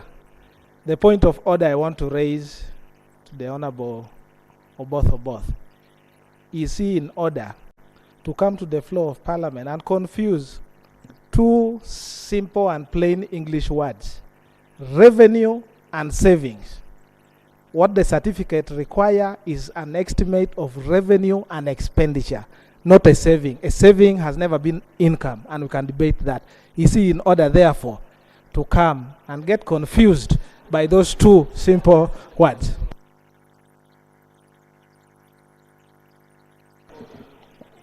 A revenue and a saving. Honorable members, I am even surprised that even the team is confusing the whole a revenue, a saving, vis-a-vis expenditure. When I take you away from Parliament, when you lose your seat from Parliament, we are having a saving. A saving because we are not going to pay you anymore. When we get people from the Fiscal Planning Authority, we are going to have a saving in the Fiscal Planning Authority, which saving is going to be transferred to NPA. That will become a cost in the NPA. I am speaking now from the financial aspect. You get it, eh? We have had a saving. We have a saving from the council, and we have the saving from the population council. What we are saving after merging them is a saving, not a revenue. It is a saving. But it is going to be an expenditure on the other side, because you're taking the people from here to NPA, and NPA will pay them the equivalent. I actually agree with you, partially though, Right Honourable Speaker, to the extent that the money that is being saved from Population Council and Physical Planning Board will be available to offset costs at NPA. However, not in totality, because otherwise then what would be the essence of rationalization? Because if all the 11.9 billion saved from Population Council is going to be spent at NPA, so why are we rationalizing? If all the 4.5 billion that is saved at Physical Planning Board is going to be spent at NPA, why then are we doing this? The essence is we shall only use a small fraction of the 11.92 billion saved from National Planning Council. We shall only use a small fraction of the 4.5 billion saved from Physical Planning Authority. Now, that small fraction is what we want you people to have told us in the certificate of financial implications. It cannot be the entire. Way forward, could you make a commitment that what Honorable Senyonyi is asking for can be furnished by government? Yes. And that is really wants to know. And the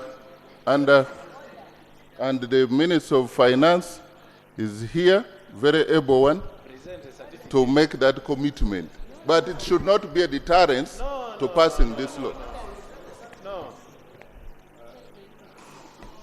Thank you very much, Right Honourable, and I thank Honourable both. Right Honourable Speaker and Honourable colleagues, I undertake to bring the breakdown, the certificate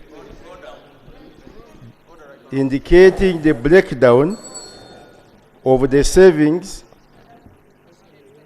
and the expenditures from the monies that we shall have saved from National Population Council and the National. So I undertake to bring the additional information indicating the breakdown of the savings.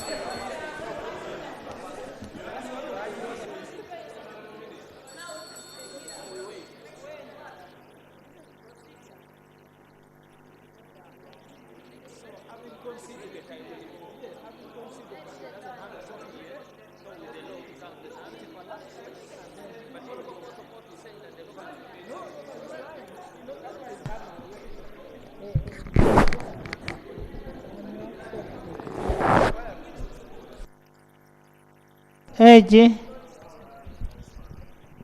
For purposes of clarity, we do acknowledge the arguments made by the other side. Justice, Honorable Dur. We will make an addendum to clarify the anomaly. In the meantime, it is our humble request that the House proceeds. Lob.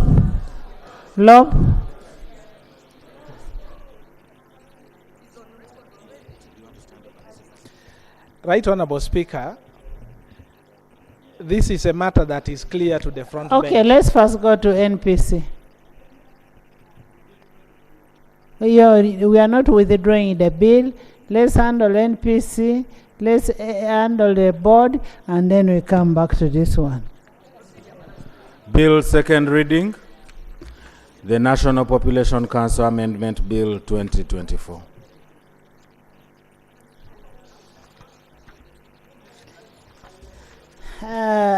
Minister.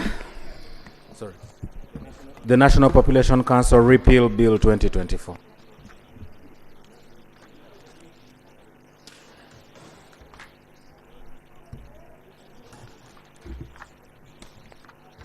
Right Honourable Speaker, I beg to move that the bill entitled the National Population Council Repeal Bill 2024 be laid the second time. I beg to move. Seconded. Seconded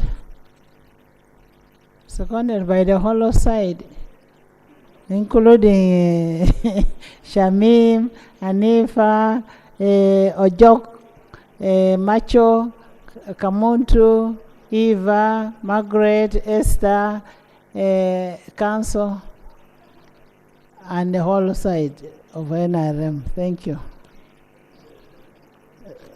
Speak to it. Thank you very much, Right Honourable. Right Honourable and colleagues, the objective of this proposal is to repeal the National Population Council Act 2014 and to give effect to the government policy on rationalization of government agencies and public expenditure, and to enable the transfer of functions of the National Population Council to the National Planning Authority, and to dissolve the National Population Council. Thank you, Right Honourable Speaker. Thank you, Chair.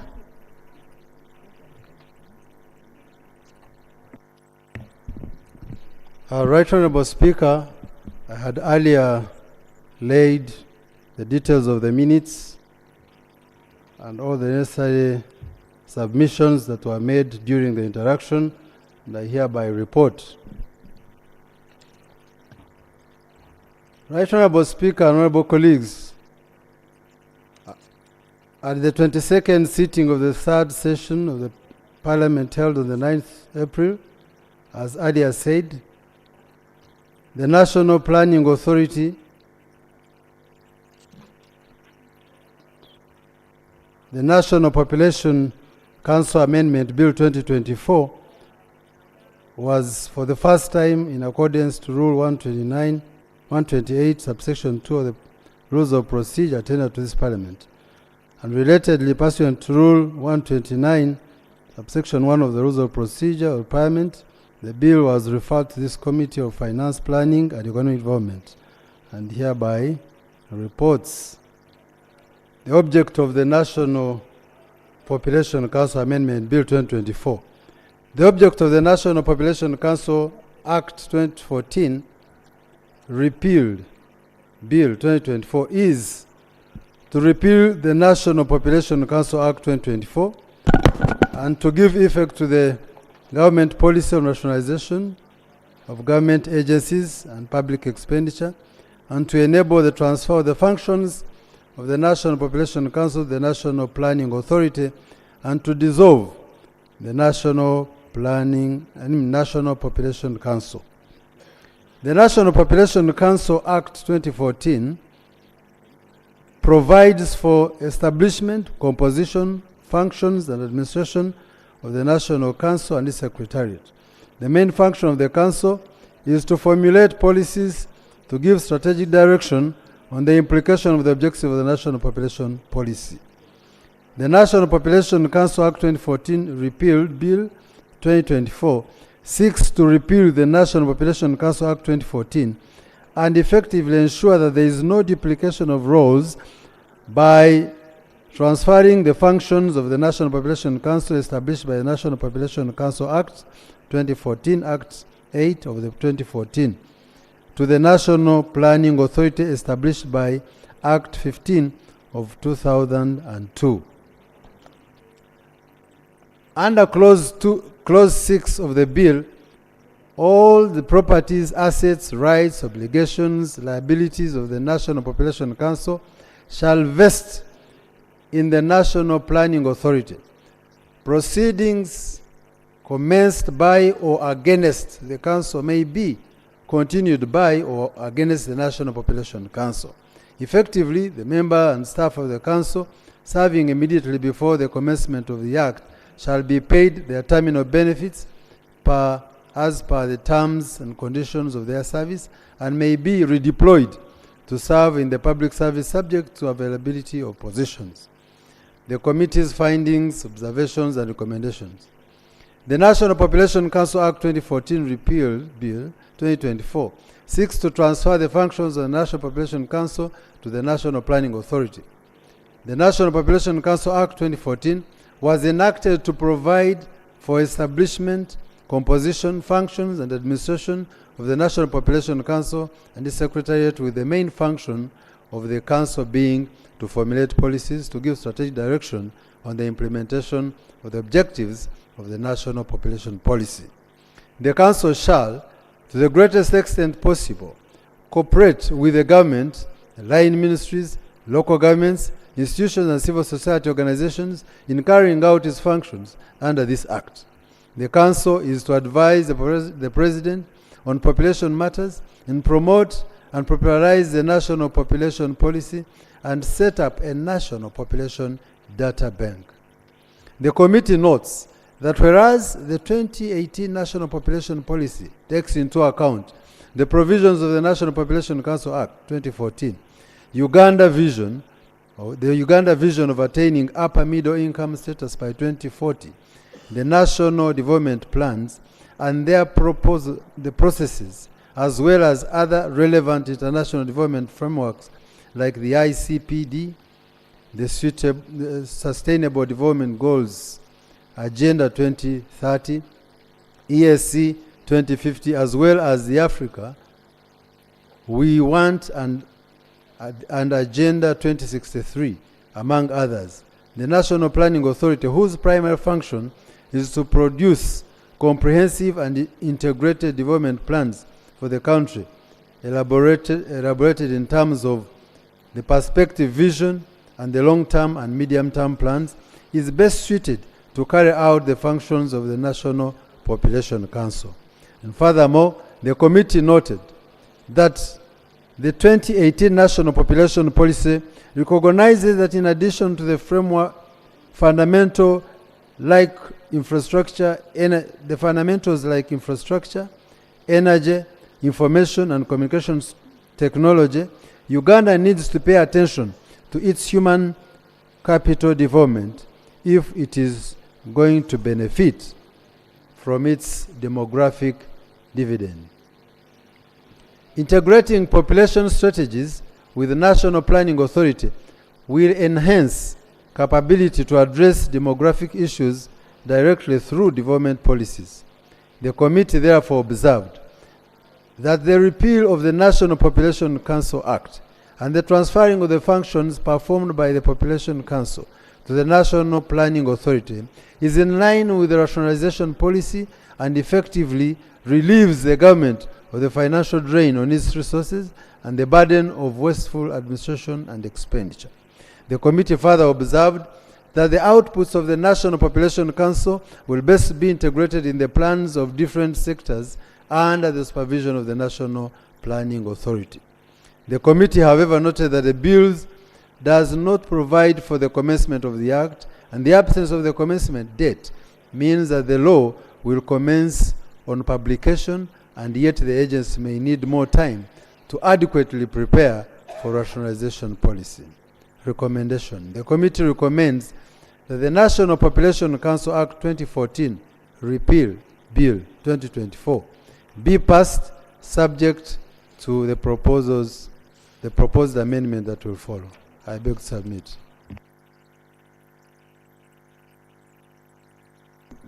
Thank you so much. Can we have the other one also be moved so that we discuss all of the three at a go? Bill second reading, the National Physical Planning Amendment Bill 2024. Minister.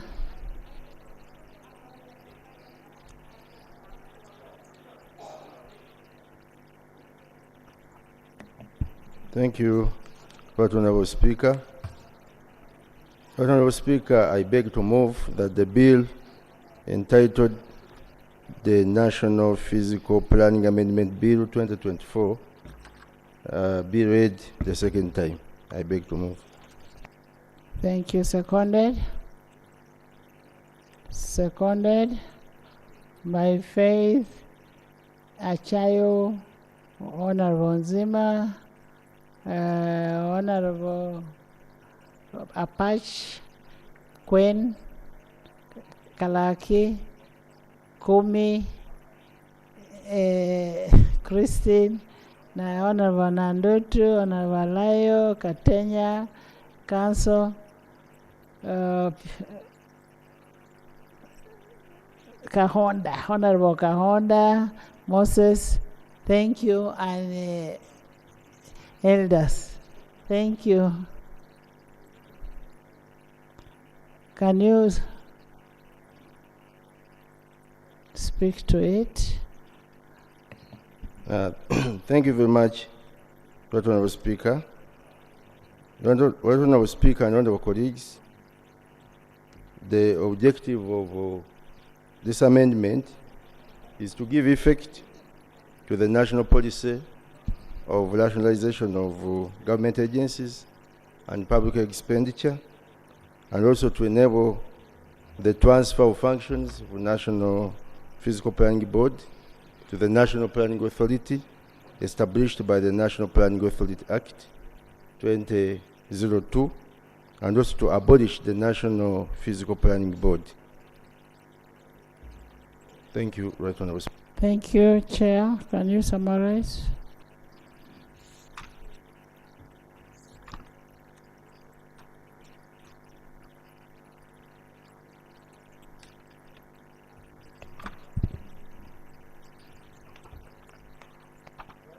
Right Honorable Speaker, the committee, as earlier said, recommends the National Planning Council be absorbed as suggested and rationalized to the National Planning Authority with all the advantages that we see in integrated planning of the National Planning Authority. Thank you. Honorable Minister, you've heard, Honorable Lee.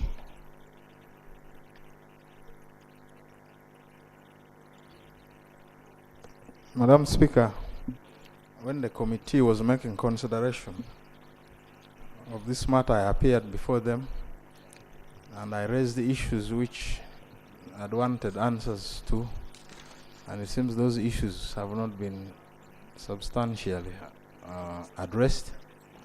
One of the issues I raised was that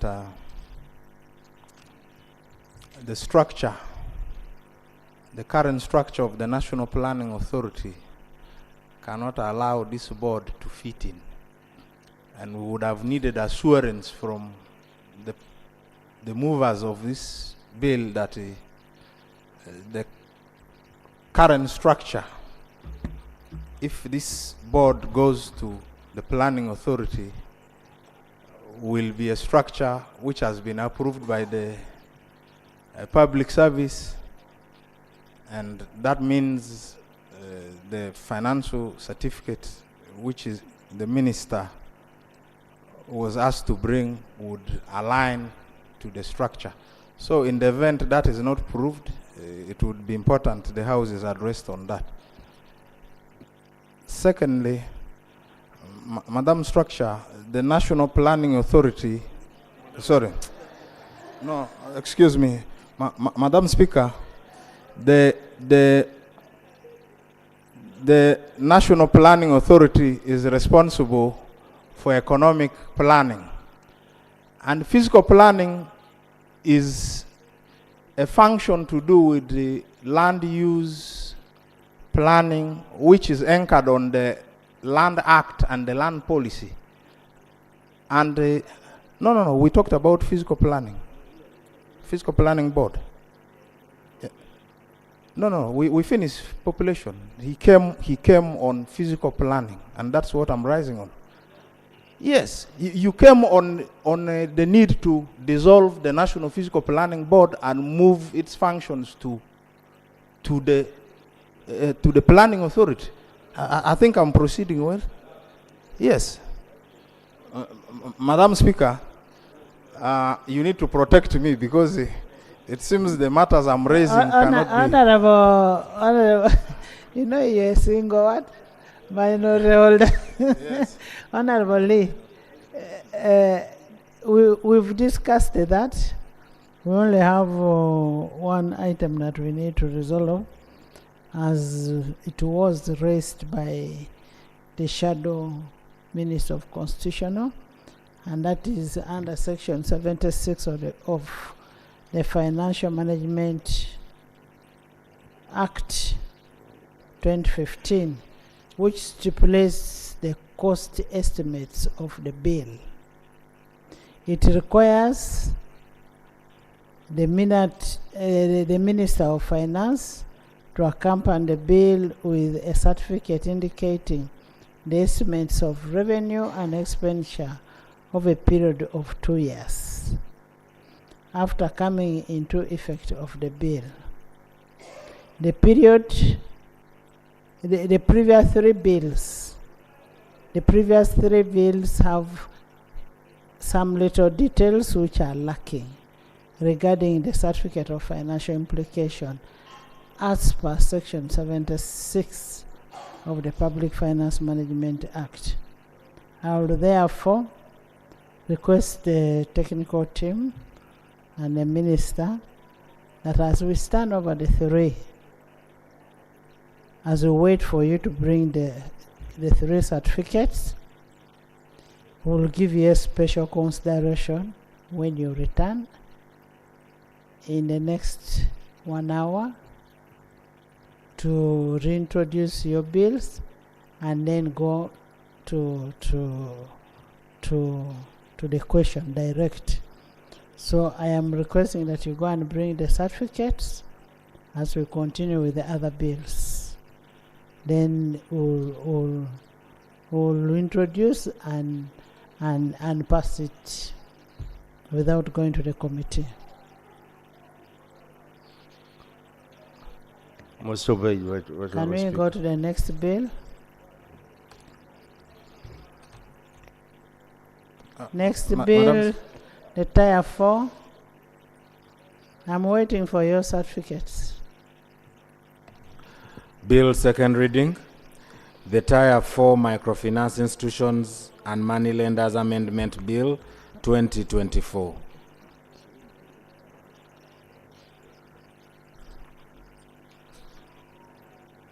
My brother, Dr. Mona, you're most welcome. And congratulations. Tier 4.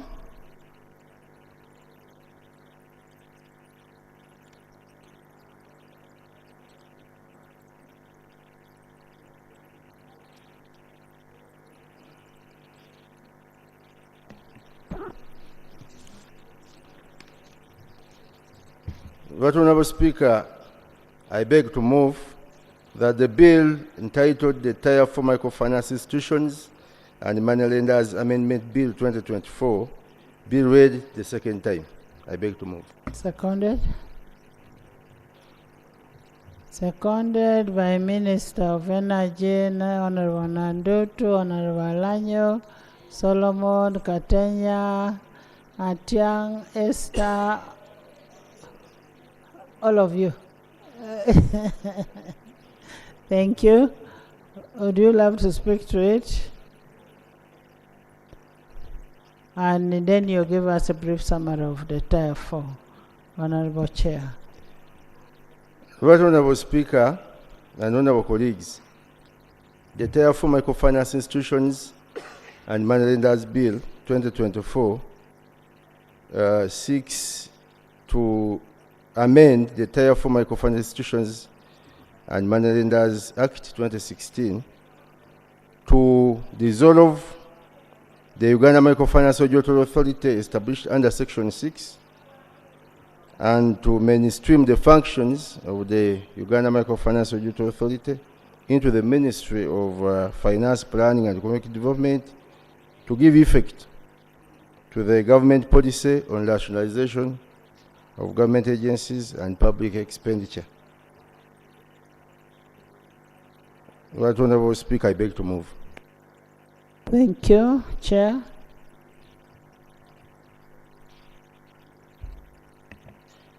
Right Honorable Speaker and colleagues, under this bill, I received notification for a dissenting opinion on the matter of Tier 4 Microfinance Money Lenders Amendment Bill.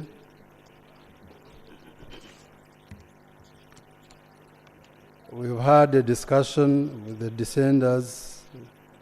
dissenting opinion owners, and I hereby lay. But let me go ahead and read the report. Right Honorable Speaker and honorable colleagues, as earlier said, this bill was passed on to the committee, and the committee attended to it and hereby reports.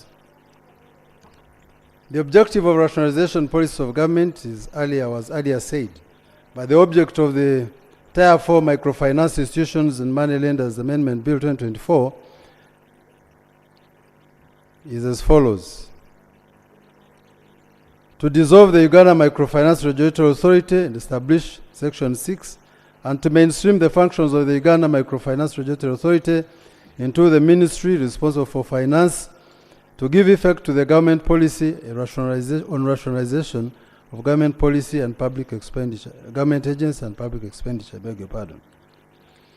The Tier 4 Microfinance Institutions and Money Lenders Act 2016 establishes the Uganda Microfinance Regulatory Authority and provides for the licensing and management of Tier 4 microfinance institutions, the management and control of the money lending businesses, establishes a SACCO stabilization fund and a SACCO saving protection scheme, provides for central financing facility, provides for licensing of money lenders, provides for self-help groups and commodity microfinancing and relationship and liquidation of Tier 4 microfinance institutions.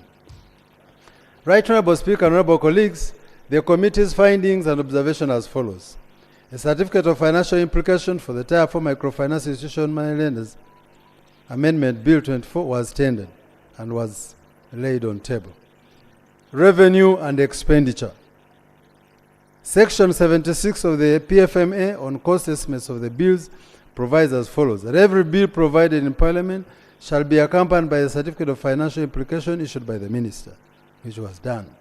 The certificate of financial implication issued under subsection 1 shall indicate the estimates of revenue and expenditure over the period of not less than 2 years after the coming into effect of the bill when passed. In addition to the requirements under subsection 2, the certificate of financial implication shall indicate the impact of the bill on the economy. The committee observed that UMRA generates non-tax revenue from its regulatory functions that include annual license fees, application fees, search fees, alteration fees. UMRA makes the assessment for Tier 4 microfinance institutions and money lenders, who then pay the respective NTR to URA for services of UMRA as provided for in the law. The certificate of financial implication as laid does not illustrate any additional anticipated revenue to be generated by the ministry after mainstreaming the functions of UMRA. The Ministry of Finance, Planning and Economic Development anticipates the direct cost of the bill to be Uganda shillings 1.896 billion, meant to cater for retrenchment costs and severance package for the 25 staff, and will not be absorbed in the rationalization structure. In the rationalized structure, I beg your pardon. However, the committee observed that the Ministry of Finance failed to illustrate the revenue and expenditure associated with the bill when passed as required by law. The committee further observed that whereas the Ministry of Finance proceeded with rationalization policy on the basis that all the contracts of the staff would expire at the end of June 2024, the committee established that all employment contracts for the staff of UMRA are still running until 2027 and 2029 for the executive director.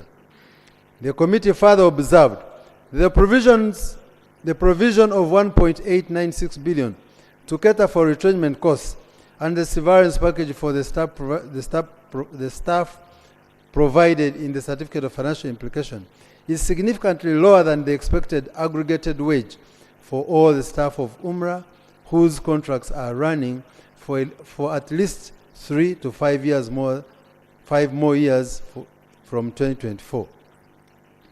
On the basis of the annual wage bill of UMRA for financial year 2023-24 of 2.17 billion, the provision of 1.896 in the certificate of financial implication does not reflect the true liability of government in terms of retrenchment costs and severance package for the staff with active employment contracts. It is further the observation of the committee that the certificate of financial implication as laid did not provide sufficient information on the current resource on UMRA, which shall be moved from vote 162 to vote 008, where the functions of the regulation of the sector is being mainstreamed. The details of the certificate should have included the new wage and the operational funds that the new unit or department in the ministry responsible for regulation would require. Expected savings to government. Right Honourable Speaker and Honourable colleagues, the Ministry of Finance envisaged the bill to result in two savings of 6.7 billion to government through reduction in administrative and personnel-related costs following its implementation as shown on the diagram below. The Uganda Microfinance Regulatory Authority's total budget, according to estimates laid in Parliament, is projected to be Uganda shillings 12.6 billion in financial year 2024-25. However, the proposed allocation in the Appropriation Bill 2024 indicates that UMRA's budget will decline to 7.6 billion. The committee notes that the current wage bill for the in-post personnel employed by UMRA is 2.17 billion. The certificate of financial implication indicates a saving on wage of 2.17 billion. If this was the correct figure, it would imply that all the current employees of UMRA would have their employment terminated, and the current staff of the ministry would undertake the scheme of the work of UMRA, as per the figures explained above. The committee observed that the Ministry of Finance does not provide the details of the actual expenditure lines where the anticipated savings are expected. Therefore, the committee compared the provisions of the total expected savings in the certificate of financial implication of 6.7 and the total budget of UMRA in Appropriation Bill 2024 being 7.6. It has established, therefore, that if the 6.7 billion was the correct figure as reported, the mainstreamed budget for both wage and non-wage would only be the saving of 900 million.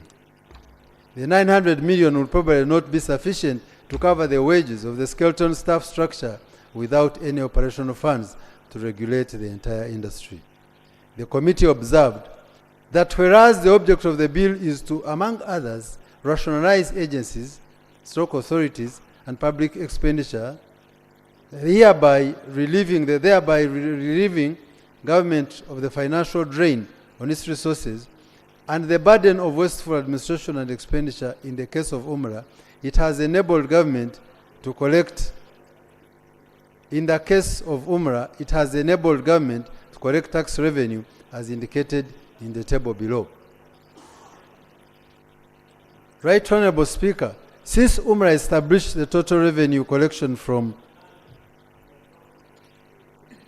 UMRA's licenses for 5 financial years amounts to 386 million, I beg your pardon, 386 billion, 347 million, 700. Honorable Chair, can you summarize? Go to conclusion. Thank you, Right Honorable Speaker. You just go to conclusion.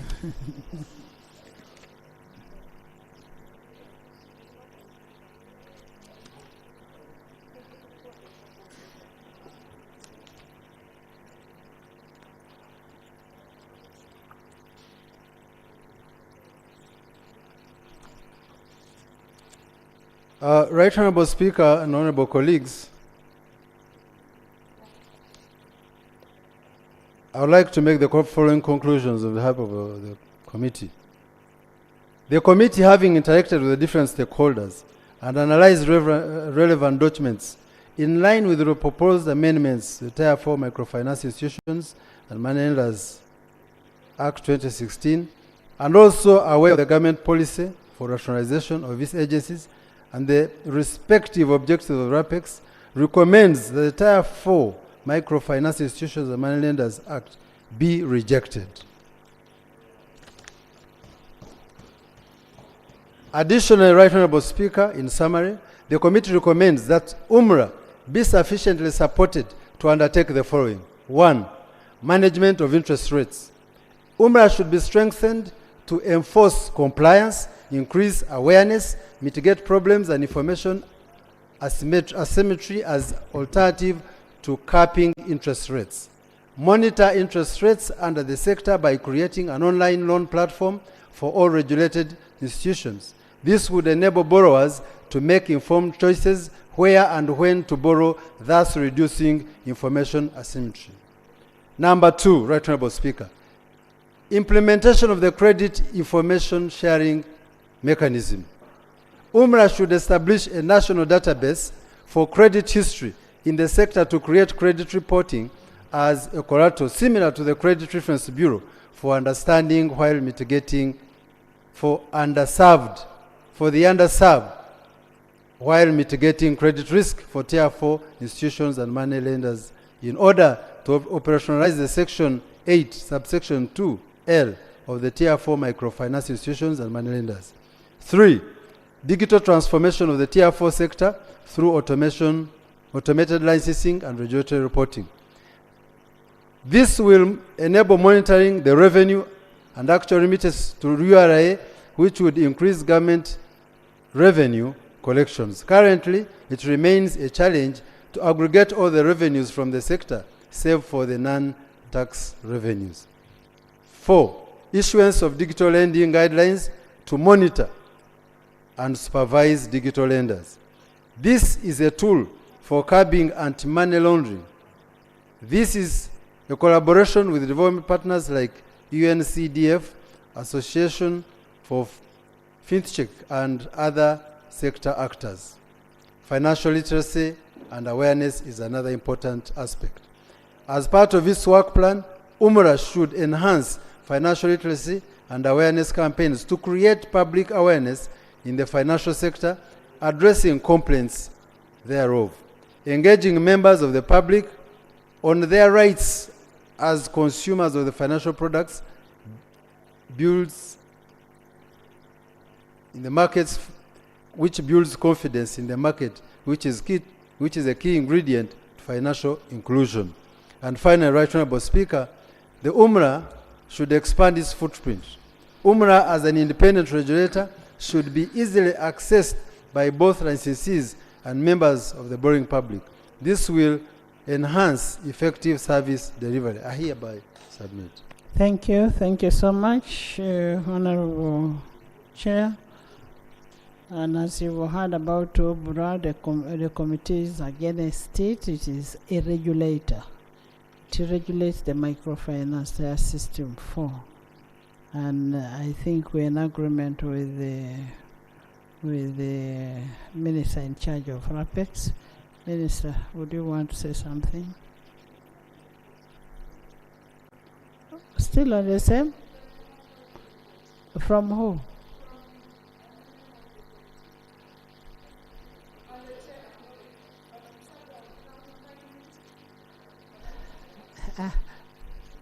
Honorable Faith. Right Honorable Faith. Speaker. Faith. First, so you're in agreement with the rationalizing OBORA as a regulator? Madam Speaker. Why don't we hear from the minister first? He has something. The minority report is a 7-member minority report. You table a minority report and we first hear. It's not mine alone. You table it. The minority report was tabled by the chair, but it has not been read. Right Honorable Speaker, let me read the minority report as allowed by the rules. Madam Speaker.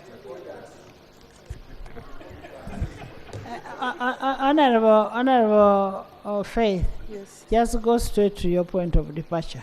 Correct. Right Honorable Speaker, I want to thank you for the opportunity. The areas of dissent are few.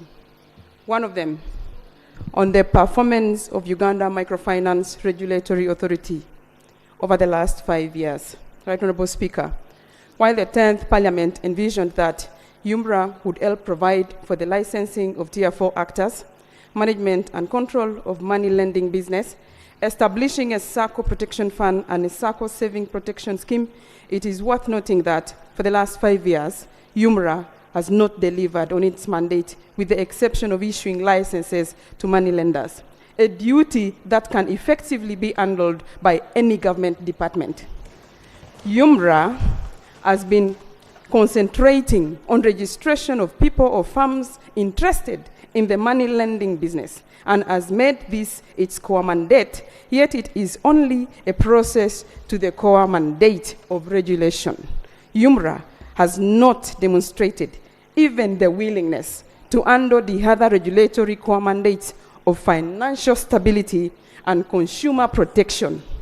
While UMRA slept on the job, the money lenders enjoyed a field day running the industry on their own to the extent of making citizens sign sale agreements of property in the guise of a lending agreement. Therefore, taking advantage of the illiteracy and vulnerability of our people, Parliament of Uganda exists to protect the citizens, and we are glad this amendment has come. The rosy picture highlighted by the majority opinion has come at a cost of life and property of some Ugandans who have lost all their assets to the money lenders. Right Honorable Speaker, UMRA has continued to provide a perfect cushion for money lenders to defraud unsuspecting Ugandans. What is Uganda shillings 330 billion revenue compared to millions of Ugandans who have degenerated into poverty? What is the revenue that comes at the cost of blood of Ugandans who succumbed to depression, having been tortured by money lenders? Therefore, leaving the status quo is collusion to loot poor Ugandans. Number two, on the dissenting view, the regulatory function, Right Honorable.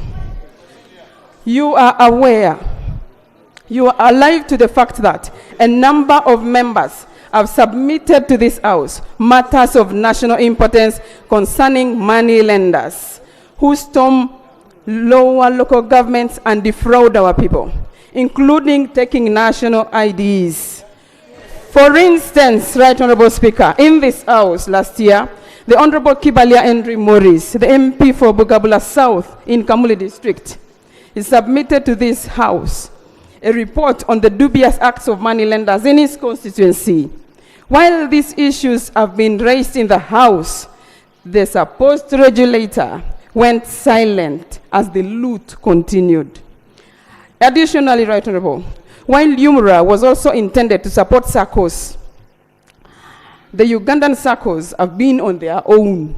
If it wasn't for the work of commercial officers in local governments, the SACCOs would have fallen in the temptation to defraud Ugandans as well. There is no sign that UMRA, in its current state, will rise up to the task and be effective and efficient. For instance, one doesn't need money to issue a statement to the public, and so the excuse of limited funding as a justification for inaction cannot suffice. Number 3, on lending rates. While Section 90 of Tier 4 Microfinance Institutions and Money Lenders Act 2016 stipulates that the Minister, with guidance by UMRA, shall set the guidelines for lending rates.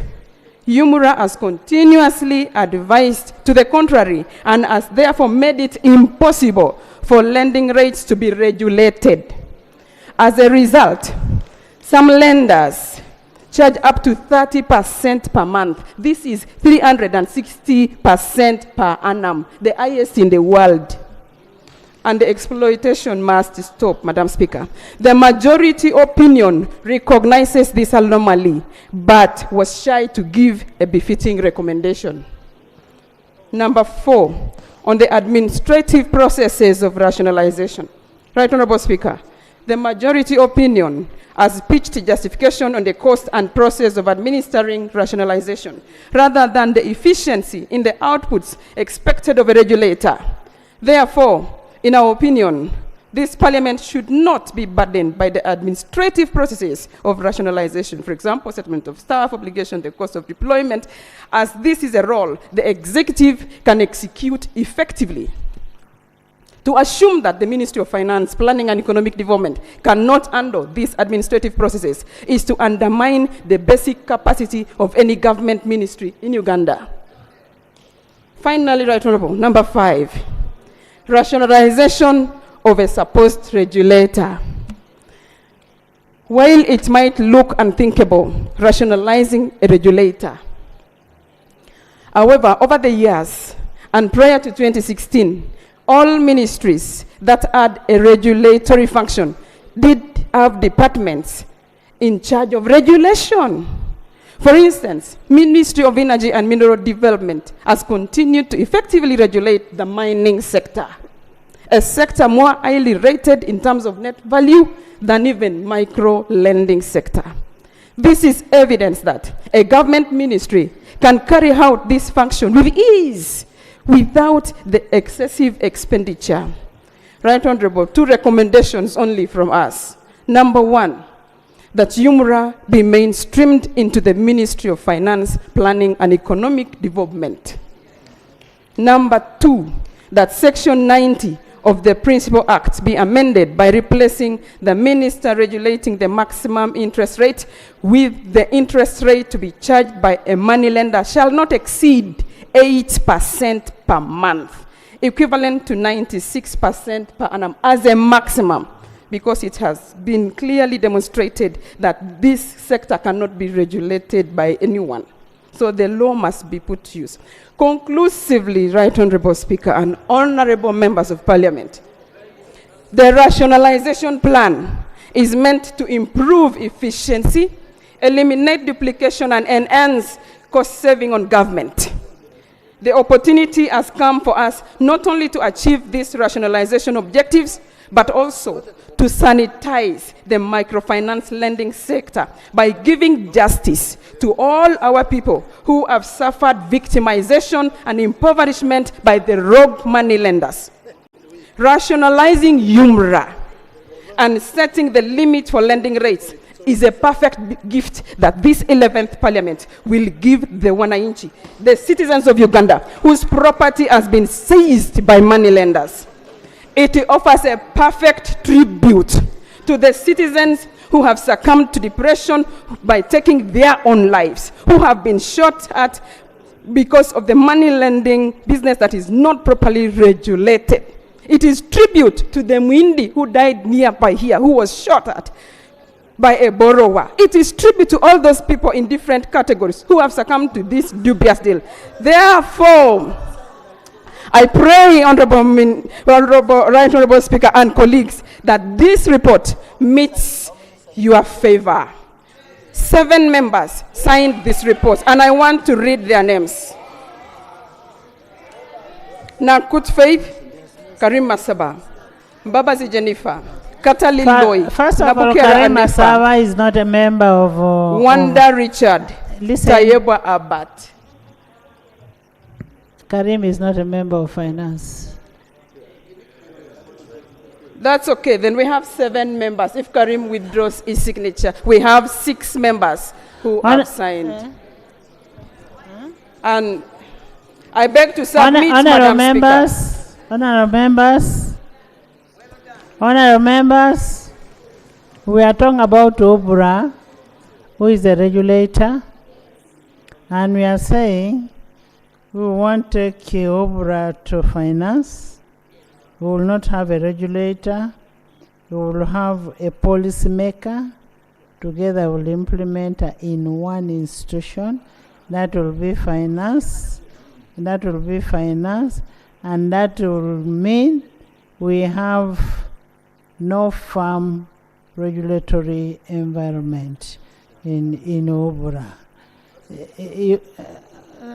Members, just a minute. Let me hear from the chairman. Right Honorable Speaker and honorable colleagues, you know, you requested me to summarize, and I want to... And I know why I requested you to summarize. But I wanted to make this one vital point, that the committee observed the structural challenges within the ministry and the Ministry of Finance. The committee observes that previously the Ministry of Finance, Planning and Economic Development was not able to support the growth of SACCOs through a project called Project for Financial Inclusion in Rural Areas, PROFILA. And all previous specialized functions in the ministry have been delivered in project mode instead of a mainstream departmental mode. PROFILA was not able to sufficiently support SACCOs and the village SACCOs groups. Honorable members, the honorable colleagues' minority report insinuates that when they go into the mainstream, the ministry, then our SACCOs and money lenders will be regulated. I think that would be a mistake. I have also noted, Right Honorable Speaker, that honorable members, listen. Interest rates, whereas Uganda operates a liberal economy, and where the private sector makes decisions based on forces of demand and supply, and whereas for long the cost of borrowing has been generally recognized as being so high from the categories of financial institutions, the interest rate charged by SACCOs, microfinance institutions, money lenders makes it extremely hard for most borrowers to pay back loans, resulting into foreclosure. This has stifled businesses, since most of the business capital and income is dedicated to and drained by the debt servicing. Now, the committee established that the Uganda Central Bank, that whereas the average lending rate of commercial banks is 18.3%, typical SACCOs lend at least at 3% per month or 36 per annum. Money lenders on average lend at 10% per month and 120 per annum.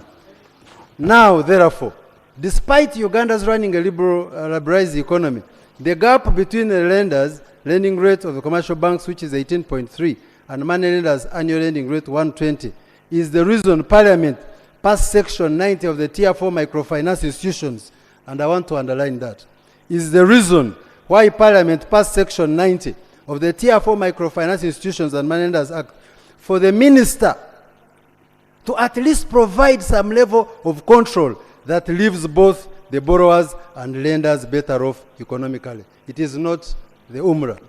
Thank you. Honourable members, it is this same house that asked for regulations under Section 90 of the Tier 4. We, Honourable Minister, we want the regulations of under Section 90 of Tier 4 that will be able to determine how much money lenders will charge. You cannot have money lenders charge 30, 50%. And based on that, Honourable Minister, what this House needs is not a rationalization. We need regulations. I want regulations, not this rationalization. Right Honourable Speaker and honourable members, I have listened very carefully to both reports, the report of the committee, the main report, and the minority report from the committee. I have also listened to your wise counsel regarding the duty of the minister to provide regulations and guidance to this Tier 4 microfinance institution. We are also basing on what is prevailing and some earlier precedent in institutions which are of regulatory nature. You know, like the ERA, Electricity Regulatory Authority. We have now URBRA, it's a regulatory body, and many other regulatory institutions. They exist and they have their autonomy. I would like, therefore, to say that as someone who was in the thick of this exercise of rationalization, and indeed, I'm very glad these days I've got an additional name called RAPEX. The other time I was called Namkasa. This is just a divergence, but we have been very busy, and I think it's necessary for us to put on a smile when we are discussing some of these important things. However, I would like to say, having been in the thick of it, that I would like to support the majority report, and we actually, not minority, majority report, and we put this matter to a close. Thank you. Honourable members,